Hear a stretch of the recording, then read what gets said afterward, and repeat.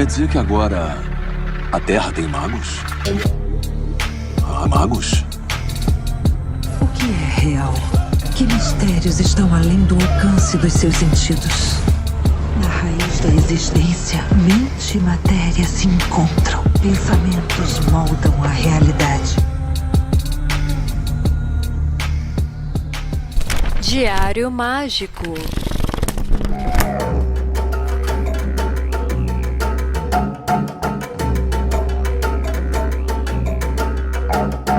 Aí sim, eu sou Rodrigo Vignoli, seu apresentador, e está começando agora mais um Diário Mágico. Hoje a gente vai falar com o Bruno Lanaro, lá do Conhecimentos da Humanidade, e vai ser um papo super incrível, foi super gostoso. Acho que nós dois nos pegamos de surpresa, porque, bom, eu já sabia que o papo ia ser maravilhoso, mas não sabia que ia evoluir tão rápido, tão legal assim. Foi muito bom trocar ideia com ele. Mas, bom, a gente usa esse espaço no início do programa pra gente dar alguns recados, e esses recados eles são importantes porque a gente vai falar dos próximos Páginas Abertas. Então, a gente tá agora, final de setembro, início de outubro, então eu já vou divulgar os próximos meses, né, os próximos temas dos próximos Páginas Abertas todos, tá? Então agora, no início de outubro, a gente vai falar do oculto da casa, como sacralizar o meu espaço pessoal, como utilizar o espaço que eu tenho disponível ou não, para fazer as minhas práticas, para fazer com que os meus rituais eles sejam mais efetivos e para conseguir lidar com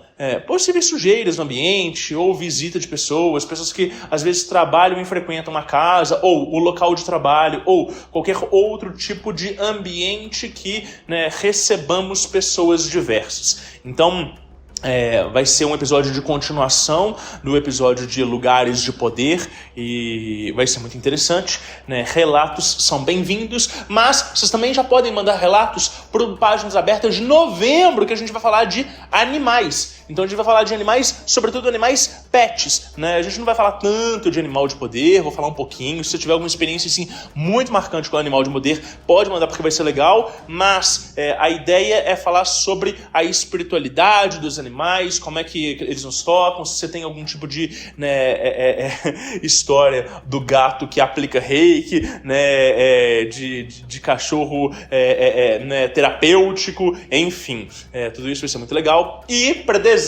a gente tem o programa clássico do Páginas Rasuradas, em que a gente coleta todo e qualquer tipo de história que, bom, possa ter dado errado ou possa ter de alguma forma, né, te surpreendido. É um programa mais leve, ele tem um viés mais cômico. Eu vou tentar, né, apenas comentar as histórias e não trazer assim tanto conteúdo naquele roteiro como a gente faz esses Páginas Abertas mais de estudo, né? Então é um programa pra gente fechar o ano aí com mais leveza, com mais tranquilidade, porque o ano que vem promete pra caramba e enfim. Então esses são os temas que a gente tem agora para outubro, novembro e dezembro. Vocês podem mandar relatos no WhatsApp, no DDD 31 97537 5123 ou então no contato@diariomagico.com.br.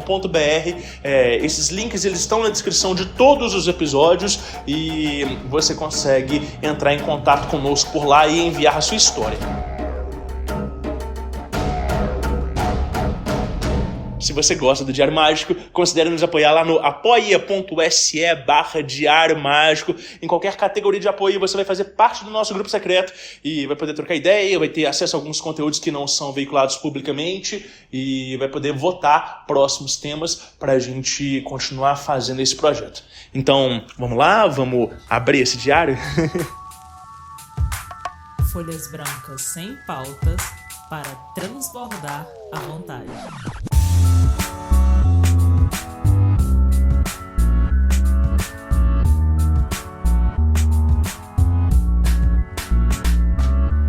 Aí sim! E aí, pessoal, como é que vocês estão? Hoje eu tenho o prazer de receber aqui no Diário Mágico o Bruno Lanaro, lá do Conhecimentos da Humanidade. Cara, seja muito bem-vindo, obrigado por aceitar esse convite. Como é que estão as coisas por aí, Bruno? E aí, cara, muito obrigado pelo convite, por aqui tá tudo certo. Começar o dia com essa entrevista maravilhosa, vai ser espetacular. Muito obrigado, Que cara. Muito obrigado. sensacional, pô, obrigado a você. A gente já veio conversando ali em off, eu falei assim, nossa, se deixar, a gente vai trocando ideia e esquece de gravar o episódio, porque é muito fácil de conversar com você. É muito gostoso. Pô, legal. Fico feliz, cara. Fico feliz. É bom conversar contigo também.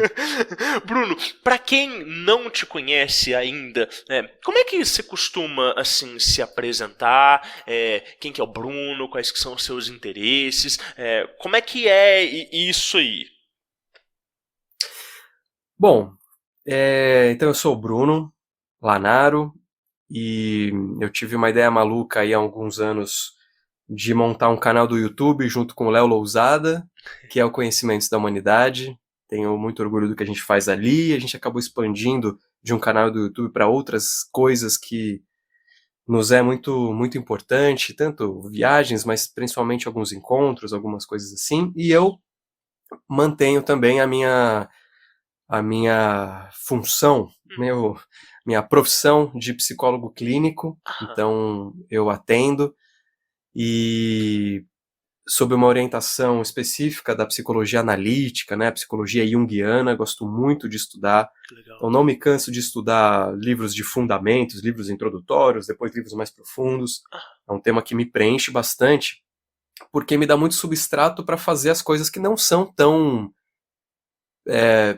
psicologesas, não Sim. são tão do âmbito da psicologia, sobre o substrato da psicologia. Então a gente faz muita coisa espiritualista, né? A gente faz comemorações, rituais e vivências que tem toda uma coisa mais mágica e tal. Sim. E a psicologia analítica me dá uma visão de mundo que me permite isso. Legal. Né? Não uso isso no consultório, mas é o que eu gosto de fazer, olhar por um outro prisma, não puramente espiritualista e não puramente psicológico. Sim. Sim. Você acha que, assim, nos últimos tempos tem crescido o interesse, assim, principalmente pela literatura junguiana, por entender esses conceitos? Como é que você enxerga isso trabalhando na área e atendendo um monte de gente e tendo o contato com toda a base de, né, espectadores do CDH? Como é que você entende a psicologia junguiana dentro dessa vivência espiritualista que eu acho que está cada vez mais em voga? Uhum. Como Jung abordou a espiritualidade de alguns pontos de vista, e muitos deles ele nem quis falar assim, olha, eu não sei se existe Deus, olha, eu não sei se existe espírito, tive as minhas experiências pessoais que eu posso ler de vários jeitos, mas a minha função nem é essa.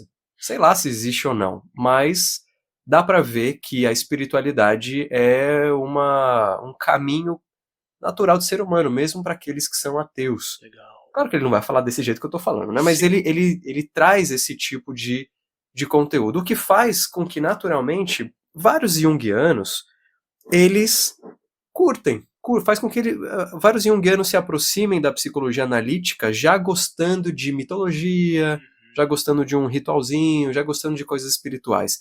E, eventualmente, faz uma espécie de intercâmbio de termos, né?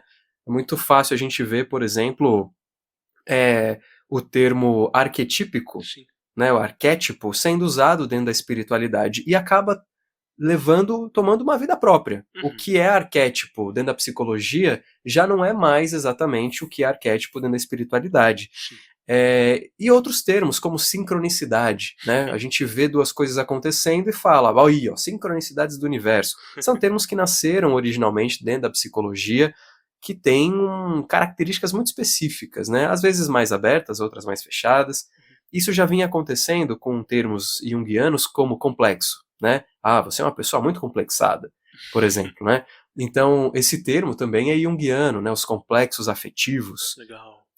Ou então, eu sou mais introvertido, eu sou mais extrovertido, também termos da psicologia analítica. Olha. Então eu vejo que o interesse, na academia, ele é menor do que, por exemplo, a psicanálise.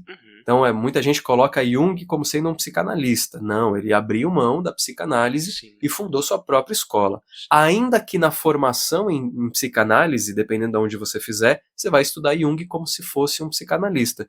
Mas a rigor não é. Ele criou o fundamento, o núcleo é totalmente diferente. Aham. Mas enfim, não é disso que a gente está falando aqui, mas eu vejo na academia muito mais interesse por outros. Ou a comportamental, a TCC, a própria psicanálise, do que a psicologia junguiana. Apesar de ter. Sim. Ainda tem, mas não é tão grande. Já na espiritualidade, ou mesmo pessoas que se interessam por interpretação de sonhos, é claro que Freud traz, né? Freud vem com tudo, com o livro, a interpretação dos sonhos, com uma interpretação que a gente chama de a nível do objeto. Né? Ele vai olhar para o objeto e falar, isso aqui é um pênis, sei lá, qualquer coisa assim, um objeto fálico. Não é exatamente como é interpretado os símbolos numa visão junguiana, mas ainda assim ele traz, né, toda essa questão do simbolismo, dos sonhos. Então eu acho que sim, fora da psicologia, eu acho até que ele é mais querido do que dentro da psicologia. Então, respondendo a sua pergunta mais objetiva, sim, acho que as pessoas estão lendo mais Jung, sim, se formando, acaba tendo mais lugares para você se aperfeiçoar, mais cursos, mais vídeos. Então, até falando de alquimia, né, ele fala muito de alquimia, e as pessoas, quando vão para a espiritualidade, em determinado momento, começam a ver que existe um negócio chamado gnosticismo, aí depois alquimia, e foi mais ou menos o caminho que o próprio Jung traçou, né? Então, eu creio que sim. Creio que tem uma procura maior. Por que você acha que tem essa... A academia, de alguma forma, ela tem um pouco de... falta de aceitação, ou de não ser um autor tão explorado, de alguma forma uma dificuldade dessa sistematização da experiência mística e espiritual, e se bem que você falou que, né, o Jung ele não vai fazer admissões necessárias, ele só vai dizer que a experiência espiritual é algo importante para o ser humano, mas você acha que passa por aí, de alguma forma, essa dificuldade da academia de incluir ele dentro do currículo? Eu lembro que eu estava numa faculdade que...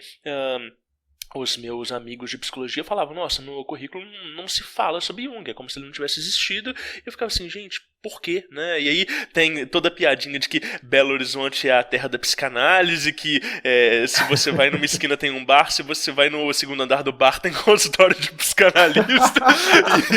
Olha aí. E aí eu fiquei pensando nisso, assim, se tem alguma coisa a ver com essa, né... sei lá, com essa formação mais neoliberal, enfim. O que você pensa sobre essa predileção de Freud e tal? Não sei. Eu acredito muito no que você falou. Eu acho que passa total por aí. Ele pode não ter afirmado certas coisas. E até acho que ele não afirmou, tá? Isso é o Bruno falando. Tá. Justamente para evitar que o vissem como místico e para evitar que descaracterizassem a escola dele como, sei lá, muito descolada, da ciência. Entendi. Acontece que aconteceu isso de qualquer jeito. E se você pega a psicanálise, seja com Freud, seja com Melanie Klein, com Lacan, esses caras todos, você percebe, pelo menos é o meu ponto de vista, tá? Me desculpem aí os psicanalistas, mas ele traz uma estrutura que dá uma espécie de segurança pro analista, pro psicólogo.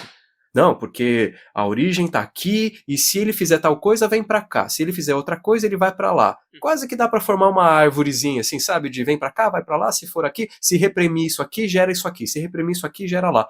E isso acaba dando pro analista uma espécie de segurança. Meu ponto de vista, tá?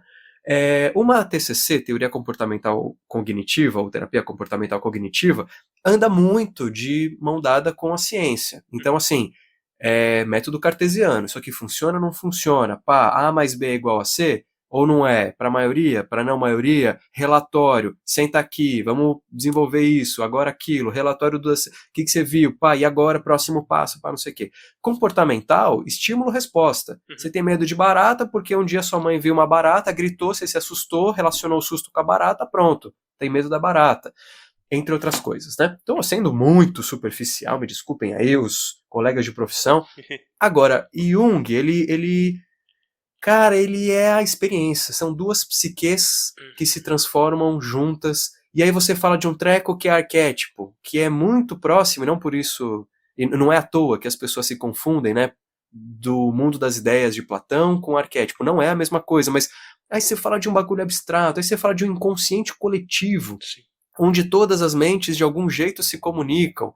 E aí Jung chega a flertar com... e aí você pode acessar um inconsciente coletivo, uma outra pessoa através do inconsciente coletivo, e aí você pode eventualmente ver uma parada que outra pessoa tá vendo. Não tô falando que ele usa isso, mas eventualmente ele solta umas dessa. E aí ele fala de sincronicidade. É claro que ele teve o cuidado de lançar o Sincronicidade num livro junto com Wolfgang Pauli, que na época era, que não só na época, mas é um físico importantíssimo para nossa história, ganhador de Nobel e tal. Era um físico chamado nuclear na época, hoje a gente diria que é um físico quântico.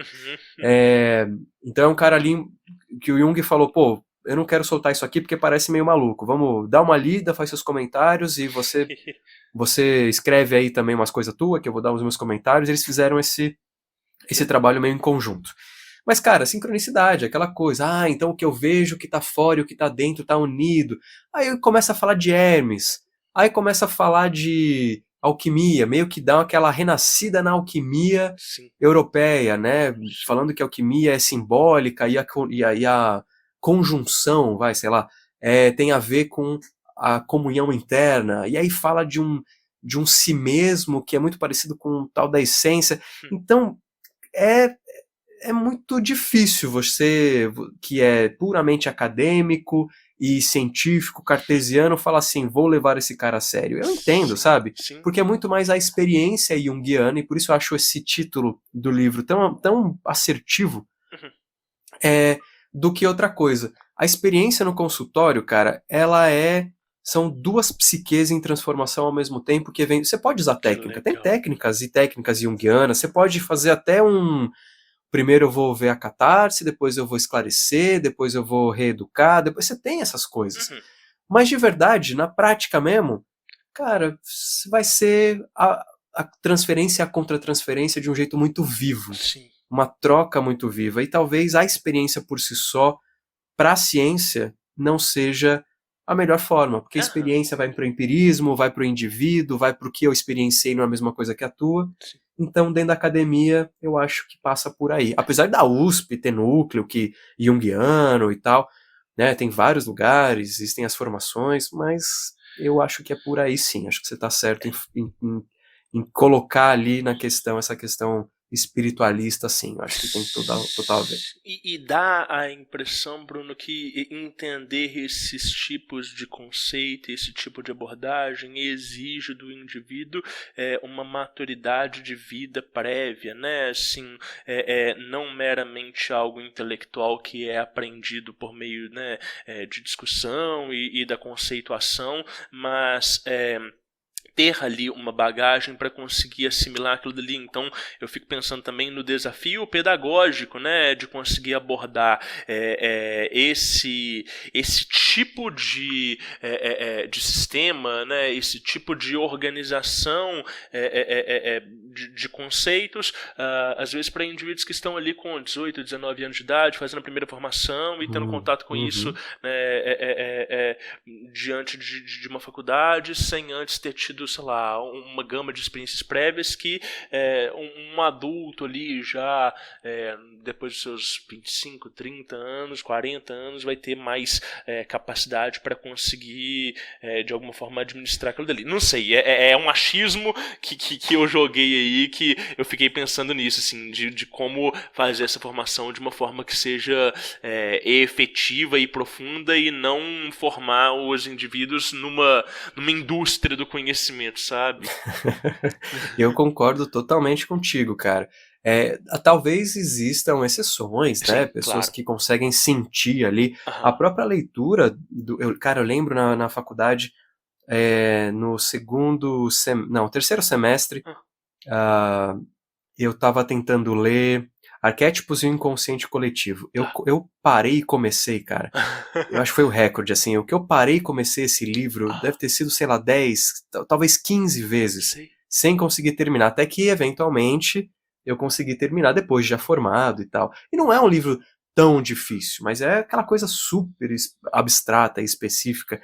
Mas mais do que isso, eu acho que você tem razão. Porque assim, se você pega e fala, o que é um arquétipo? Cara, ao longo, e olha que Jung reescreveu algumas coisas do passado. Deixa eu olhar esse livro antigo, deixa eu reescrever, porque agora eu já entendo melhor. Deixa eu escrever essa parte aqui, essa outra. Esse outro livro fala aqui, deixa eu... Então ele revisitava livros de épocas diferentes para tentar dar uma espécie de uniformidade. Mas não existe uniformidade na psicologia analítica. Quando eu comparo com a psicanálise e falo que a estrutura que foi montada, entre aspas, os diagramas que levam de A até B, que acontecem na psicanálise, não acontecem, pelo menos não a quantidade, né? Não acontecem na psicologia analítica. Porque se você for tentar, o que é arquétipo? Deixa eu pegar aqui uma definição de um junguiano, não Jung, de um junguiano do que é arquétipo. Acho que eu estou entendendo. Aí deixa eu pegar de outro. Aí cada um vai falar de um jeito diferente e eventualmente até dá a entender coisas diferentes. Sim. Deixa eu ler Jung. Aí você vai ler 6, 7 livros do Jung que dão minimamente uma definição.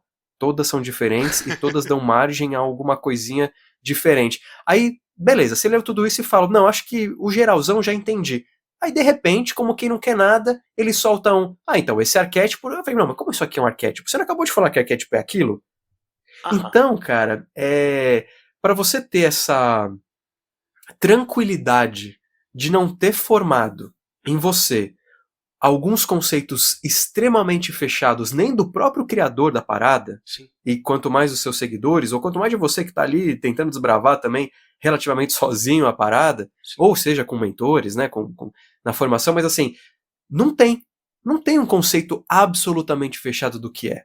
Então eu acho que isso que você falou, assim, essa possibilidade de viver com uma insegurança sobre termos, Sim. o que dá sim margem para de repente a espiritualidade adotar certos termos e dar vida própria, né? Sou um grande crítico de quando você fala assim, segundo Jung, arquétipo é tipo preto velho, da Umbanda. Não, eu tenho minhas críticas a isso. Sim. Né? Agora, você quer falar de arquétipos dentro de uma leitura espiritualista? Manda ver, cara. Eu acho que se cabe, coube. Legal. Então, mas assim, trazer dentro da análise ou de um processo mais estritamente psicológico, mesmo aí ele já dá margens para você não ter esse conceito fechado. Para mim, que eu estudo Jung desde 2005. Uau, legal. Então, eu já tenho mais ou menos uns conceitos que eu entendo como o tijolinho já começou a crescer, assim, isso tem seu lado positivo e negativo, né? Porque quando eu me deparo com algo levemente diferente, eu falo, peraí que eu vou ter que tirar um tijolo e colocar outro. Sim. Mas, por exemplo, o termo complexo que eu citei, né? O termo complexo é muito louco porque para mim é algo muito simples. E aí eu tenho uma pessoa que a gente conhece ali do canal e tal, que outro dia tá fazendo psicologia, e falou, o Bruno precisa fazer um vídeo sobre complexos, porque eu não tô entendendo nada. Aí e tem no canal, né, alguns vídeos não específicos sobre arquétipos, mas eu citando aqui e ali, aliás, desculpa, complexos, né? Tem aqui ou ali eu citando complexo.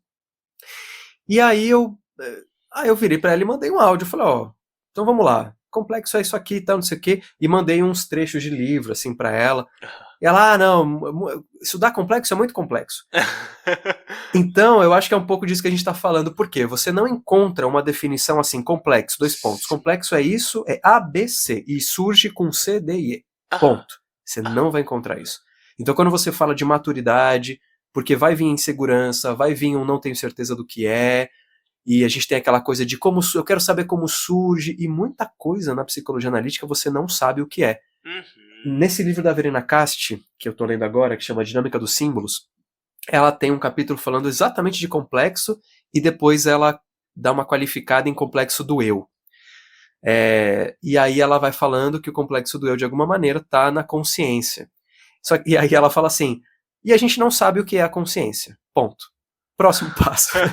Então, é muito louco, porque assim, a gente não sabe exatamente o que é a consciência, né? E você para pra refletir, é tudo que eu conheço, mas não é, mas tá, mas... Então fica essa coisa. Então a psicologia analítica, ela dá margem para insegurança do profissional, porque ele não traz um roteiro. É a troca, é a experiência. O complexo é isso aqui, ó. Ele surge mais ou menos assim. Beleza? Ah, beleza, mas e nesse caso? Não sei, nesse caso não sei. Desculpa me estender muito na resposta, mas quando a gente vai interpretar sonho e a gente lê antes os livros, tanto do Jung quanto de Jungiano sobre isso, Sim. eu acho que exemplifica bem a tua pergunta e essa questão que eu tô trazendo, que é assim, cara, alguém conta um sonho pra você. Uhum. Primeira coisa que você vai fazer, recebendo o sonho, é lembrar que você não sabe nada sobre o sonho. Uhum. Você vai começar do zero. Você não sabe nada sobre o sonho. Então, cara, você imagina, eu tô ali profissionalmente atendendo um analisando que me conta um sonho. Aí a primeira coisa que eu tenho que pensar, eu não sei nada sobre isso. Tá. Não é aquela coisa de, ele sonhou com uma galinha, e a galinha tem a ver com bota ovo e o ovo cósmico, sei lá, dá uma viajada. Não, você tem que partir do pressuposto que você não tem ideia do que é. Sim. E isso, por um lado, é libertador, e por outro, não te dá, se você não tem essa maturidade, Sim. não te dá segurança. Sim. Mas você tem ali, dá pra interpretar o sonho desse jeito. Mas se eu não sei nada, então peraí. Aonde eu vou? Então, é isso, cara. Porque ele Desculpa vai estender a resposta. Porque ele vai ser subjetivo de acordo com o simbolismo interno do indivíduo. Isso, e aí, boa. Porque aí, lembra que eu falei da interpretação a nível do objeto, Freud, na psicanálise? Sim. Na psicologia analítica, a interpretação pode ser feita a nível do objeto, mas ela é principalmente a nível do sujeito. Então você leva em consideração aquele indivíduo específico, onde o charuto não é só uma rola, desculpa aí o palavreado, mas assim, o charuto pode ser um monte de outras coisas que não necessariamente, no fim das contas, vai dar no objeto fálico. Sim. Porque é a nível do sujeito. Sim. E né? a impressão que eu tenho, Bruno, e aí você me corrija, por favor, é que conforme o indivíduo, né, todos nós temos um vocabulário simbólico e individual. Só que esse vocabulário simbólico, ele pode ser formatado a partir da experiência do indivíduo. Então, eu começo a fazer uma análise junguiana, e eu começo a me identificar com os símbolos do meu analista, da pessoa que está trabalhando comigo, e eu começo a desenvolver outras interpretações dentro desse sistema. De alguma forma eu vou sincronizando esse simbolismo e eu vou, é como se eu estivesse aprendendo uma linguagem simbólica e eu fosse introduzindo ela dentro da minha percepção de realidade. Faz sentido isso ou não? Ou a gente não tem referência suficiente para afirmar esse tipo de coisa?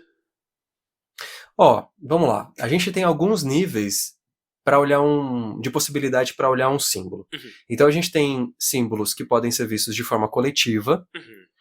Tem o mar, tem a árvore e coisas assim, que são repetidas ao longo da história da humanidade. E vou além, a história do ser vivo como um todo. Legal. E você tem a percepção específica daquele indivíduo que sonhou com algo ou que passou por uma visão, uma fantasia, uma imaginação qualquer, e essas coisas apareceram. Então é importante, num primeiro momento, você olhar para o sujeito, especificamente. Legal. Me fala aí, qual é que é a do mar para você? Qual é que é a da árvore? E ele pode trazer umas coisas meio surpreendentes, que não tem nada a ver com o coletivo necessariamente.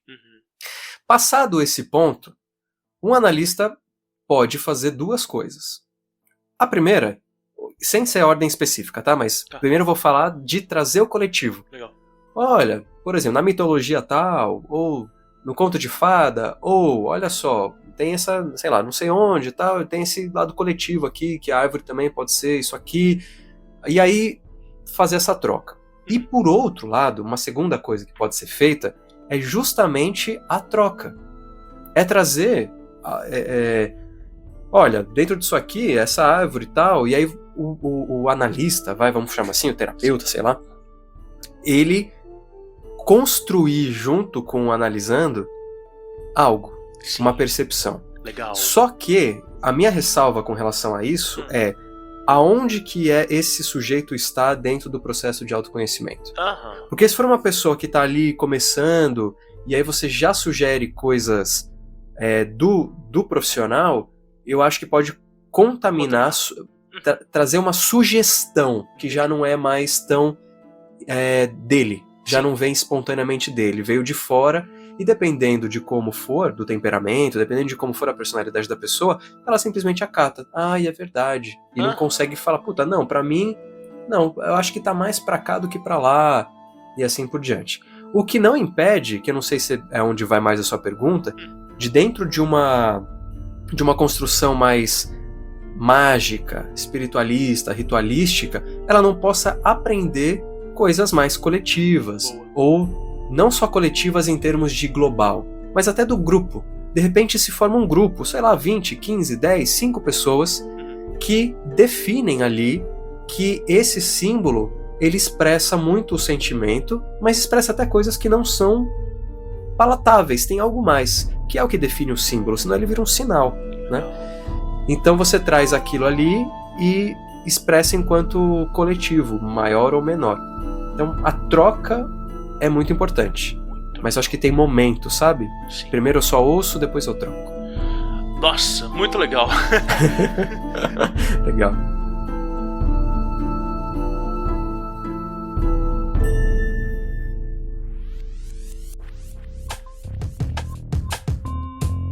Através do Diário Mágico, o futuro degusta o passado.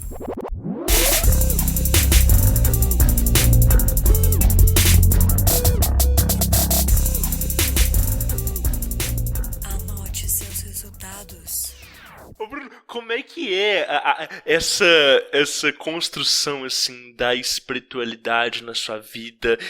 Você vem de família religiosa ou não? Ou da onde que vem assim o primeiro deslumbramento com, né? Bom, você é um ocultista, você pratica magia também, então não é só o lado da espiritualidade. Aqui eu diferencio muito o que é espiritualidade do que é, né, o fazer mágico, fazer oculto. Como é que você entende, assim, isso na sua vida e por onde que seus caminhos te trouxeram até, né, o CDH e até o que você percebe e pratica hoje? Uhum. Eu não sei como que eu defino ou como eu separo espiritualidade de uma prática mágica. Tá. Eu confesso que eu nunca parei para refletir sobre isso. Como eu estou lidando com o invisível, como eu estou lidando com, muitas vezes, o sentimento ou a percepção de algo que vai além do que eu consigo racionalizar, tanto na magia enquanto, sei lá, enquanto cerimônia, ou enquanto prática diária, ou enquanto ritual, de uma espiritualidade. Eu ainda não pensei a respeito, então não sei diferenciar. Então, hoje, eu defino tudo que eu trabalho em termos espirituais, energéticos e coisas assim, como espiritualidade para me facilitar na hora de construir um pensamento. Legal. Mas aceito qualquer sugestão aí também. E, cara, esse caminho, ele se construiu. A minha família, como eu falei, o meu avô, por exemplo, né? Meu avô e minha avó, eles foram da igreja por um tempo, mas, na real, nunca foram muito assim. Minha avó, por exemplo, pelo que minha mãe me conta, quando ela era nova, ela incorporava umas paradas aí que não se sabe exatamente o que é. Olha só. Então sempre tinha essa porta, sempre tinha essa abertura, tipo, tamo aqui, mas também se não tiver, também tudo bem. E a minha mãe, ela nunca me obrigou a nada, em termos espirituais. Legal. Então ela era da igreja católica, e quando ela se separou do meu pai, ela foi excomungada, né, porque você não pode se divorciar e tal, aquela coisa. E aí ela ficou triste, sei lá, se sentiu de alguma maneira não acolhida. Sim. Se sentiu aquela, né, forasteiro ali, sei lá, pela entidade que deveria acolher. Sim. Então isso de alguma maneira deixou ela um pouco incomodada, e aí talvez tenha sido isso principalmente que ela nunca me cobrou fazer primeira comunhão, seguir ali os passos de uma família católica. Então, eu lembro que a minha tia ela tem 3 anos de diferença. Pra mim, então, a gente teve uma relação mais de primos do que de tio pra sobrinho, sabe? Legal. E eu lembro que ela fazia, né, a catequese ali, aquelas coisas, e eu perguntei, porque eu achei que era normal, tipo, tem que ir na escola, né? Eu falei, mãe, eu não vou fazer esse negócio? Aí ela, você quer? Cara, e se você quer? Foi... Cara, é isso, entendeu? E eu falei, não. E ela, então tá, se você quiser, você me fala. Cara, isso foi uma liberdade Que misturado com legal. emancipação, sabe assim? Sim. Aí eu tinha um amigo que era espírita, eu era um amigo bem próximo, era o meu melhor amigo na época, e a gente às vezes ia andando da escola até em casa, e era longe, Aham. alguns quilômetros. Aham. E a gente vivia falando isso com 13 anos, talvez um pouco menos, e ele me falava de coisas kardecistas, então tipo, quando alguém morre, acontece tal coisa. Se alguém tira a própria vida, acontece outra coisa. E aqui tem isso. Então tinha aqueles encontros na casa dele. Eu nunca cheguei aí, né, de leitura de evangelho. Chegou a me convidar algumas vezes, mas nunca me senti à vontade.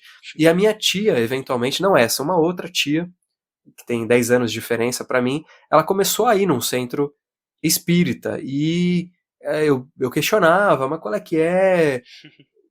Era um pouco mal visto até, apesar de toda essa pluralidade, Aham. quando ela começou a ir num ritual, Sim. começou a gerar ixi, onde que ela tá indo? Aham. E eu me interessava, eu queria saber e tal. Isso você Ah, tinha 14, 13 anos ainda? Ou já era um pouco mais velho? isso. Aham. Não, nessa mesma época aconteceu as duas Tá, coisas. tá. Talvez um pouco mais novo até. Aham. Talvez 11, 12, por aí. Que legal. Alguma coisa assim, E aí, cara, eu comecei a imaginar umas coisas, sabe? E se os planetas forem lugares onde a gente vai se desenvolvendo e indo? Comecei a imaginar umas coisas meio malucas, assim. E comecei a me interessar por mitologia, e aí a mitologia egípcia começou a aparecer na minha vida. E aí eu Sempre, comecei a né? dar umas... O quê? Sempre, né? Mitologia, de alguma forma, ou egípcia ou helênica, toca a gente num lugar muito especial. Exato, exatamente. E aí, cara, uma coisa que foi muito especial pra mim foi Aladdin, com aquela coisa islâmica ali, que de alguma maneira, não fala de islamismo muito ali, né? Fala uma Sim. coisa ou outra, mas de alguma coisa aquilo me tocou. Eu assisti Aladdin da Disney muitas e muitas e muitas e muitas vezes, era tipo 3 vezes por dia, Uau! durante muito tempo. Só que eu tinha ao mesmo tempo, só que não, ao mesmo tempo, na escola você tinha que levar um livro para casa a cada sexta-feira. E eu levei um resumão, era um livrinho curto, das Mil e Uma Noites, da Sherazade ali. Tá. E era um compiladinho, era bem curtinho, assim, era bem pra criança. E por uma baita coincidência, no Rá-Tim-Bum da Cultura, eu não sei se Sim. você assistia, cara. Assisti demais. Então, no Rá-Tim-Bum tinha a Sherazade, que ela falava de livros. No Rá-Tim-Bum você tinha vários, pra quem não lembra, tinha vários quadros no Rá-Tim-Bum. Era um programa meio coeso, só que você tinha várias coisas. Você tinha charada, você tinha apresentação de dança, você tinha as crianças brincando, você tinha o Senta que lá vem história, você tinha a mulher que contava história com coisinha de casa, assim, com caixinha de fósforo. E você tinha a Sherazade, que ficava numa pilha de livros, se não me engano ela voava num tapete mágico, assim. Salam Aleikum, ela falava, e comentava de livros, era isso, era estimular as crianças a ler livro. Nessa sexta-feira que eu levei o livro das Mil e Uma Noites, ela apresentava o mesmo livro. Nossa, que doido. Então, cara, de alguma maneira, a cultura islâmica, esse tipo de literatura, não que eu tenha me aprofundado muito, mas sabe, Ali Baba e os 40 Ladrões, Aladdin, Sherazade, isso começou a ter um negócio, assim, eu falei, cara, e aí você tem o Egito, que é ali, né, que depois foi, sei lá, como é que eu falo isso da melhor forma possível, foi habitado pelos islâmicos, né, pelos muçulmanos ali, então, de alguma maneira aquilo começou a falar, porque de um jeito ou de outro fala de uma religião, de uma cultura, de uma etnia, mas com uma crença específica, então isso começou a mexer comigo e tal. Bom, então, gostando dessas coisas todas, eu abri mão de ser engenheiro mecânico e mecatrônico. Na escola, chamaram a gente era uma turma meio maluca, assim, então chamaram umas psicólogas para fazer aquelas aulas a mais, para tentar dar jeito na gente, e essas psicólogas mexeram muito comigo, no sentido de, cara, elas sabem um monte de coisa, sabe de fisiologia, sabe de mente, sabe de relacionamento, é isso que eu quero ser. Que legal. E não foi o que eu consegui, mas eu consegui ser psicólogo, mas não consegui saber tudo do mundo, porque eu descobri que isso não existe. Sim. Mas fui para a faculdade, E aí, cara, E beleza, e fui pra faculdade achando que eu ia ter uma aula ali dessas coisas que eu falei. Até teve, mas quando apareceu Jung, bicho, falando ali de uma espiritualidade, de um jeito dentro da... né, tentando trazer pra academia, com um estudo um pouco mais... tentando ser científico, era a ideia dele. Aquilo eu falei, cara, tem tudo que eu quero nesse cara. Que E legal. como você falou, não tem muito na faculdade, né? Sim. Talvez tenha em alguma, mas na que eu fiz não tinha tanto. Tinha, mas não tinha tanto. Então eu tive que correr por fora. Então enquanto eu tava tendo aula de qualquer outra coisa, eu tava lendo escondido, escondido literalmente, porque eu era operador de telemarketing quando eu comecei a faculdade e eu não podia ter nenhum tipo de papel na mesa por risco de fraude. Eu trabalhava com cartão de crédito. Então eu me escondia embaixo da mesa enquanto eu estava atendendo e lendo ao mesmo tempo. Então eu deixava a pessoa na espera, só um instante, senhora. Ia embaixo da mesa e ficava lendo Fundamentos de Psicologia Analítica do Jung. Caraca. Que doido. Eu ficava lendo E aí, cara, aquilo foi me explodindo a cabeça. Porque aquilo se conectava com um monte de coisa que eu gostava. E aí eu comecei a aprofundar mais em mito, comecei a aprofundar mais em conto de fada, e aquilo começou a fazer. Aí no meio da faculdade, segundo ano de faculdade, a minha namorada da época me chamou, sem eu saber, eu descobri depois, para um ritual de Umbanda. Aí eu entrei na religião. Olha, caramba, você entrou pelo Umbanda, tá? Que doido. Fui umbandista, não nessa, porque a gente terminou depois de um ano, mas eu fui em outro lugar, fui chamado para ser médium, fui pro desenvolvimento, fiquei um tempão lá, fiz alguns rituais, mudei de casa, fui para outro terreiro, depois fui pro terceiro terreiro, onde eu me encontrei mesmo, onde eu fiz grande parte. Só que em paralelo, eu entrei numa escola iniciática. Aí, aquela coisa, e aí? Eu fico incorporando aqui, aprofundo ali, tentei fazer as coisas ao mesmo tempo, larguei a Umbanda, fiquei só na escola, conheci o Wagner Borges, e aí eu falei, puta, eu acho que isso aqui é mais minha cara. Gostava mais de coisa indiana e tal, projeção astral, chakra, bioenergia. Larguei essa escola iniciática depois de algumas iniciações, fui pro grupo de estudos avançados do Wagner Borges, acho que era toda quinta-feira, não me lembro mais, era uma coisa assim. Em paralelo eu entrei na Amorc, isso em 2012, e aí eu fiquei Wagner Borges, Amorc, na época eu ainda estava na escola iniciática, quando eu entrei, fiquei nesses três e fui abandonando. Aí abandonei a escola, depois fiquei só no Wagner e na Amorc, e eventualmente eu larguei o Wagner, e tô na Amorc até hoje, cara, desde 2012, ininterrupto aí. Que legal. E é onde eu tenho os meus estudos mais específicos, né, dentro de uma egrégora muito específica, da Rosa Cruz e tal. Mas esse foi meu caminhar, cara. Então, assim, depois eu fiz a acupuntura e tal, que tem a ver um pouco com energia, mas só para finalizar, e a psicologia para mim unifica tudo isso a seu modo. Eu vou repetir assim, eu não levo para o consultório nada espiritualista, mágico, nada. Mas na minha vida privada, às vezes eu vejo mestres falando, né, que hoje a gente faz algumas coisas e tal, e cara, é o que eu vejo na analítica, sabe, na psicologia analítica. Então eu me sinto muito realizado estudando essas coisas. Mas deixa eu entender uma coisa. Embora você não leve isso de forma direta para o consultório, a formação da sua consciência faz toda a diferença na troca com os seus pacientes, né? Com os seus analisantes, como você chamou. Né? Porque se são duas pessoas em troca o tempo todo, a sua compreensão de mundo, ela de alguma forma passa para aquelas pessoas, ainda que não seja de forma direta, né? E talvez essa formação espiritual seja o que faça um profissional, eu não vou dizer mais completo, porque é difícil, mas eu digo assim, essa integração da consciência, esse desenvolvimento dessas referências espirituais, que é parte essencial da experiência junguiana, faz com que esse analista ele tenha mais bagagem para conseguir processar outros tipos de experiência que às vezes um profissional um pouco mais técnico, mais intelectual, igual a gente tem chamado aqui, não daria conta. Faz sentido? Eu não sei se é desconfortável essa minha essa minha fala, mas pra mim isso faz muito sentido. Academicamente, pode ser desconfortável, mas eu não tenho nenhum problema de falar disso. Eu Legal. acho que sim, cara. Legal. O que acontece? Muita gente vem me procurar vindo do canal ou vendo coisas que eu faço que estão mais ligadas à espiritualidade. Sim. Então, a primeira coisa que eu gosto de deixar claro é, aqui você você como analisando pode trazer o que você quiser. Incorporei o vizinho, tive um sonho projetivo, né, uma projeção, fui enterrar um ebó, não sei onde. Você pode trazer o que você quiser. A gente vai olhar para isso de algumas vertentes, mas aqui a gente não vai falar do metafísico, porque não é a minha função. Boa. Você não tá vindo me procurar no terreiro. Boa. Você tá vindo me procurar no consultório. Então a gente vai olhar para a parte psíquica disso. Excelente. Vamos dar a oportunidade.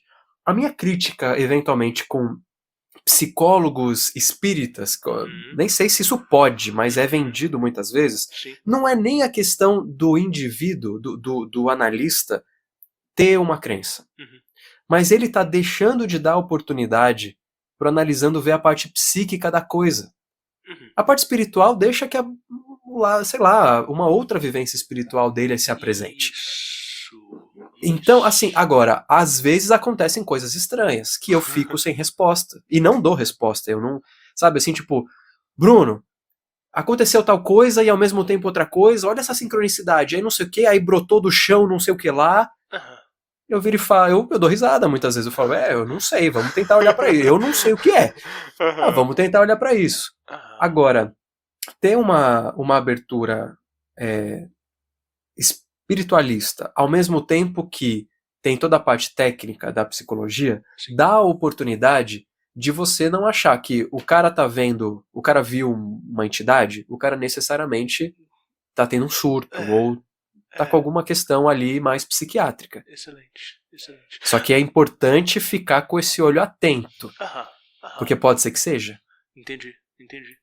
Nossa, que Então... legal a sua resposta, porque é isso, né? É o entendimento exatamente de qual que é o papel e embora né, você, Bruno, tenha toda essa bagagem, toda essa referência, todo esse entendimento e a capacidade, inclusive, às vezes, de resolver algum tipo de problema dentro do viés espiritualista, ali no consultório não é o momento de se trabalhar com aquilo dali, nem de abordar, né? E essa diferenciação ela é muito saudável, ela é muito inteligente e interessante para que esses papéis sejam bem definidos e para que né, as pessoas também tenham uma delimitação de qual que é o objetivo delas ali naquele momento. Né? Eu sou terapeuta holístico, única e exclusivamente. Né? Não tenho nenhum tipo de formação psicoterápica e nunca tive interesse em ir atrás disso. E eu tive assim, problemas já com algumas pessoas que tinham assim, um outro terapeuta, né, que supostamente teria uma abordagem mais clássica, mas que é exatamente isso que você falou, tinham essa pretensão espiritualista e que muitas vezes conduziam experiências energéticas questionáveis e às vezes que atrapalhavam o meu trabalho com a pessoa porque estavam muito mais interessados na experiência mística do que na experiência psíquica, né? No sentido de psique mesmo, no sentido da abordagem psicológica e tal. E eu vejo que isso vem se confundindo, assim, de pessoas que querem trabalhar ambas as coisas não separadas, né? Porque não tem problema nenhum o psicólogo ele né, ter uma espiritualidade, pelo que a gente está conversando aqui, né, e eu entendo isso, eu acho que é importante, mas ter esse espaço bem delineado faz toda a diferença dentro do contrato de trabalho de ambos, né? Cara, acho que você usou a palavra perfeita, papel. Qual que é o meu papel aqui? Sabe? E claro, dentro do que, assim, a gente tem um órgão regulador, né? A gente tem o CRP, enfim, o Conselho Federal, o Conselho Regional, e tem coisas que a gente pode, tem coisas que não pode. É claro que, eu vou ficar preso nisso, não vou ficar... Aí, enfim, vai de cada um fazer o que até onde quer peitar algumas possibilidades. Mas eu acho que é isso, eu acho que principalmente é isso. Quer ver? Eu vou dar um exemplo também. Uma vez eu estava conversando com uma pessoa que me falou que estava indo numa psicóloga espírita. Não era nem me analisando nem nada, era uma pessoa que eu conhecia. E falou, na nossa conversa, ela me explicou que, na verdade, eu tenho esse problema porque na vida passada, tal. Porra, porra, isso me frustra tanto, cara, porque até pode ser que na vida, sei lá, eu até acredito em vida passada. Só que quando você, enquanto psicólogo, afirma esse tipo de coisa, você tira toda a possibilidade da pessoa resolver um problema aqui, nessa vida. Sim. Eu, dentro das minhas crenças, acredito que se uma pessoa tá com uma parada, com um conflito interno atualmente, de repente até também tem um resquício passado, mas tem construção dessa. Então olha pra essa, que é onde ela pode fazer algo. Se ela matou Jesus lá, não vai ter o que ela fazer, já foi, já aconteceu. Então vai ficar, eu matei Jesus e agora, meu Deus, não, mas eu matei Jesus, mas não sei o quê. E entende, isso, e ainda, e aí, eu vou falar uma parada. É contraproducente, né? Desculpa. É contraproducente e eu tenho a crença, eu espero estar enganado, mas eu tenho a crença de que vai pro mundo da fantasia e vira literatura fantástica e a pessoa não desenvolve. Sim. É o que eu Nossa, acredito. Excelente. As pessoas ficam muito frustradas comigo, Bruno, porque na minha sessão, na minha terapia, eu não dou muito diagnóstico, eu não falo muito o que eu vi, que eu percebi, etc e tal. E às vezes as pessoas questionam, mas eu quero saber como é que eu tô e etc e tal. E aí, às vezes eu falo por alto, mas às vezes eu falo assim, não, eu não quero te falar o que eu percebi. Eu quero que você me diga o que você percebeu. Porque pra mim é importante a construção da percepção do indivíduo em relação ao processo, né? Porque senão vira assim, eu paguei um terapeuta holístico, eu fui ali e ele me falou que eu tô assim. Tá, e o que isso adianta pra você? Né? Então, o que importa é tipo assim, não, nossa, eu fui lá, passei por esse processo, senti isso, depois a gente conversou e discutiu em cima da minha experiência, e aí faz sentido pra mim, porque aí tem uma construção. Agora, se é só uma pessoa, né, eu passo a ser o oraculista, eu não tô sendo terapeuta de fato, né? Então, ele leu as minhas energias. Não faço leitura psíquica. mas tá, entendi. E aí entra nesse mundo de fantasia, uma abstração total, e isso vai confundir esses simbolismos ao invés de elucidar, né? Porque veja, a fantasia, a imaginação é uma ferramenta muito importante na psicologia analítica, né? Sim. Você fecha o olho, imagina tal coisa, vamos lá, vamos dar vida para isso aqui, ou vamos ampliar um sonho, então volta pro sonho, da onde você parou, vai, agora manda ver, imagina aí, o que vai acontecer. Claro, tem uma técnica, não é tão assim, sim, mas não é isso que a gente tá falando, é ir pro mundo, perde o valor. Então é por isso que eu sou escroto com as pessoas, porque na outra vida eu fiz isso aqui? Então tá bom. Não, bicho, não, eu não consigo, não faz. Eu peço desculpas quem faz, mas isso você tá vendo, né? Isso mexe comigo. Isso é pra mim. Ótimo. Porque você perde a oportunidade da pessoa olhar pro psiquismo presente, atual dela. Não é falando que ela foi Cleópatra, ou não precisa ser essas coisas tão estereotipadas, mas não é olhando pro passado de outra vida que vai fazer com que a pessoa se transforme. E eu posso, cara, e aí assim, também olhando pro meu aqui, eu posso estar sendo muito injusto com algumas práticas que de repente não, tem um fundamento. Quando você fala, a pessoa destrava um negócio, pode ser, pode até ser, mas dentro do consultório psicológico, eu gostaria muito que a gente focasse mais, eu não posso falar isso por todos, mas eu gostaria que houvesse um consenso de que a gente vai olhar para o psiquismo. Aí tem as abordagens todas. Você pode olhar para o comportamento, você pode olhar para o Pinto, você pode olhar o que for, né? Pinto, estou brincando ali freudianamente, né? Sim. Mas você faz o que você quiser, mas assim, ir para a espiritualidade é uma coisa que não está muito resolvido aqui. Legal. Eu acho que não faz sentido. Nossa, muito bom. Eu nunca tinha conseguido sintetizar. Eu concordo plena e absolutamente com todas as suas palavras. Eu nunca tinha conseguido sintetizar isso da forma como você colocou. E isso foi muito bom para mim, para entender que bons profissionais tem esse pensamento, essa abordagem, esse entendimento, né, e faz sentido assim, né, com o que eu tenho visto, por exemplo, de abordagens de psiquiatras que às vezes têm assim, uma formação em espiritualidade, mas não comunicam isso dentro do consultório, mas também não desabonam as experiências do indivíduo e falam, olha, tem a parte, né, médica e científica que a gente precisa cuidar, e tem uma outra contraparte que você precisa buscar por conta própria e tal. Eu acho que isso é muito importante. Mas, Bruno, tem uma coisa que você me fala que me chama muita atenção nessa história, que é muito legal, que é o tanto que você é um indivíduo interessado. Eu falo que pessoas interessantes são pessoas interessadas, porque são pessoas que vão e buscam lá. Então, quando você ali com 11, 12 anos de idade, tem as psicólogas na sua turma, e elas aparecem, e aí você fica fascinado com aquilo dali, é uma coisa que eu penso assim, que não são todas as crianças que elas têm esse atinamento, essa percepção de habilidades desenvolvidas, né, por outros seres humanos, né? Há de se pensar que às vezes as pessoas fariam, sei lá, piada, falariam, não, que saco, ter que ficar lidando com esses psicólogos e tal. E me parece que essa capacidade de interesse, essa coisa de, né, vou chamar de curiosidade, é talvez um dos motores ali de criar, né, o CDH, e talvez essa coisa de vocês estarem agora, né, explorando o mundo com as viagens e tudo. Me fala um pouco assim de como é que surge a ideia do canal e essa coisa de organizar as experiências de vocês e criar conteúdo com responsabilidade e manter assim uma base de pessoas, porque é também um desafio muito grande conseguir lidar com né, um grupo que provavelmente ele é um grupo heterogêneo, não é todo mundo que tem as mesmas formações, os mesmos interesses, né, dá um trabalhinho assim, essa interação com é muito gostoso, é muito gratificante, mas é um trabalho extra, né? É um trabalho para além do consultório, para além das suas ocupações, vamos dizer assim, de carreira, por assim dizer. Sim. Então vamos lá. Em 2013, eu ainda trabalhava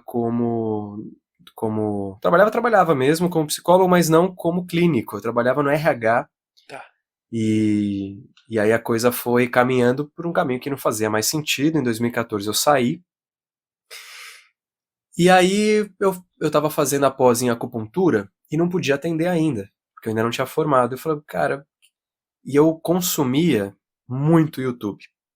E me interessava muito pelos assuntos espiritualistas, mas acho que eu nunca falei tão especificamente como eu vou falar agora. Legal. Eu queria muito ter mais motivação para estudar mais mitologia, especificamente mitologia. Então, assim, eu estou estudando muito acupuntura aqui, mas queria também... O que eu faço? Pô, só assisto o YouTube da minha vida? Vou fazer um canal. E aí a primeira pessoa que me veio, eu falei, quero fazer com o Léo. Porque o Léo é uma pessoa, é uma criatura muito diferenciada. Sim.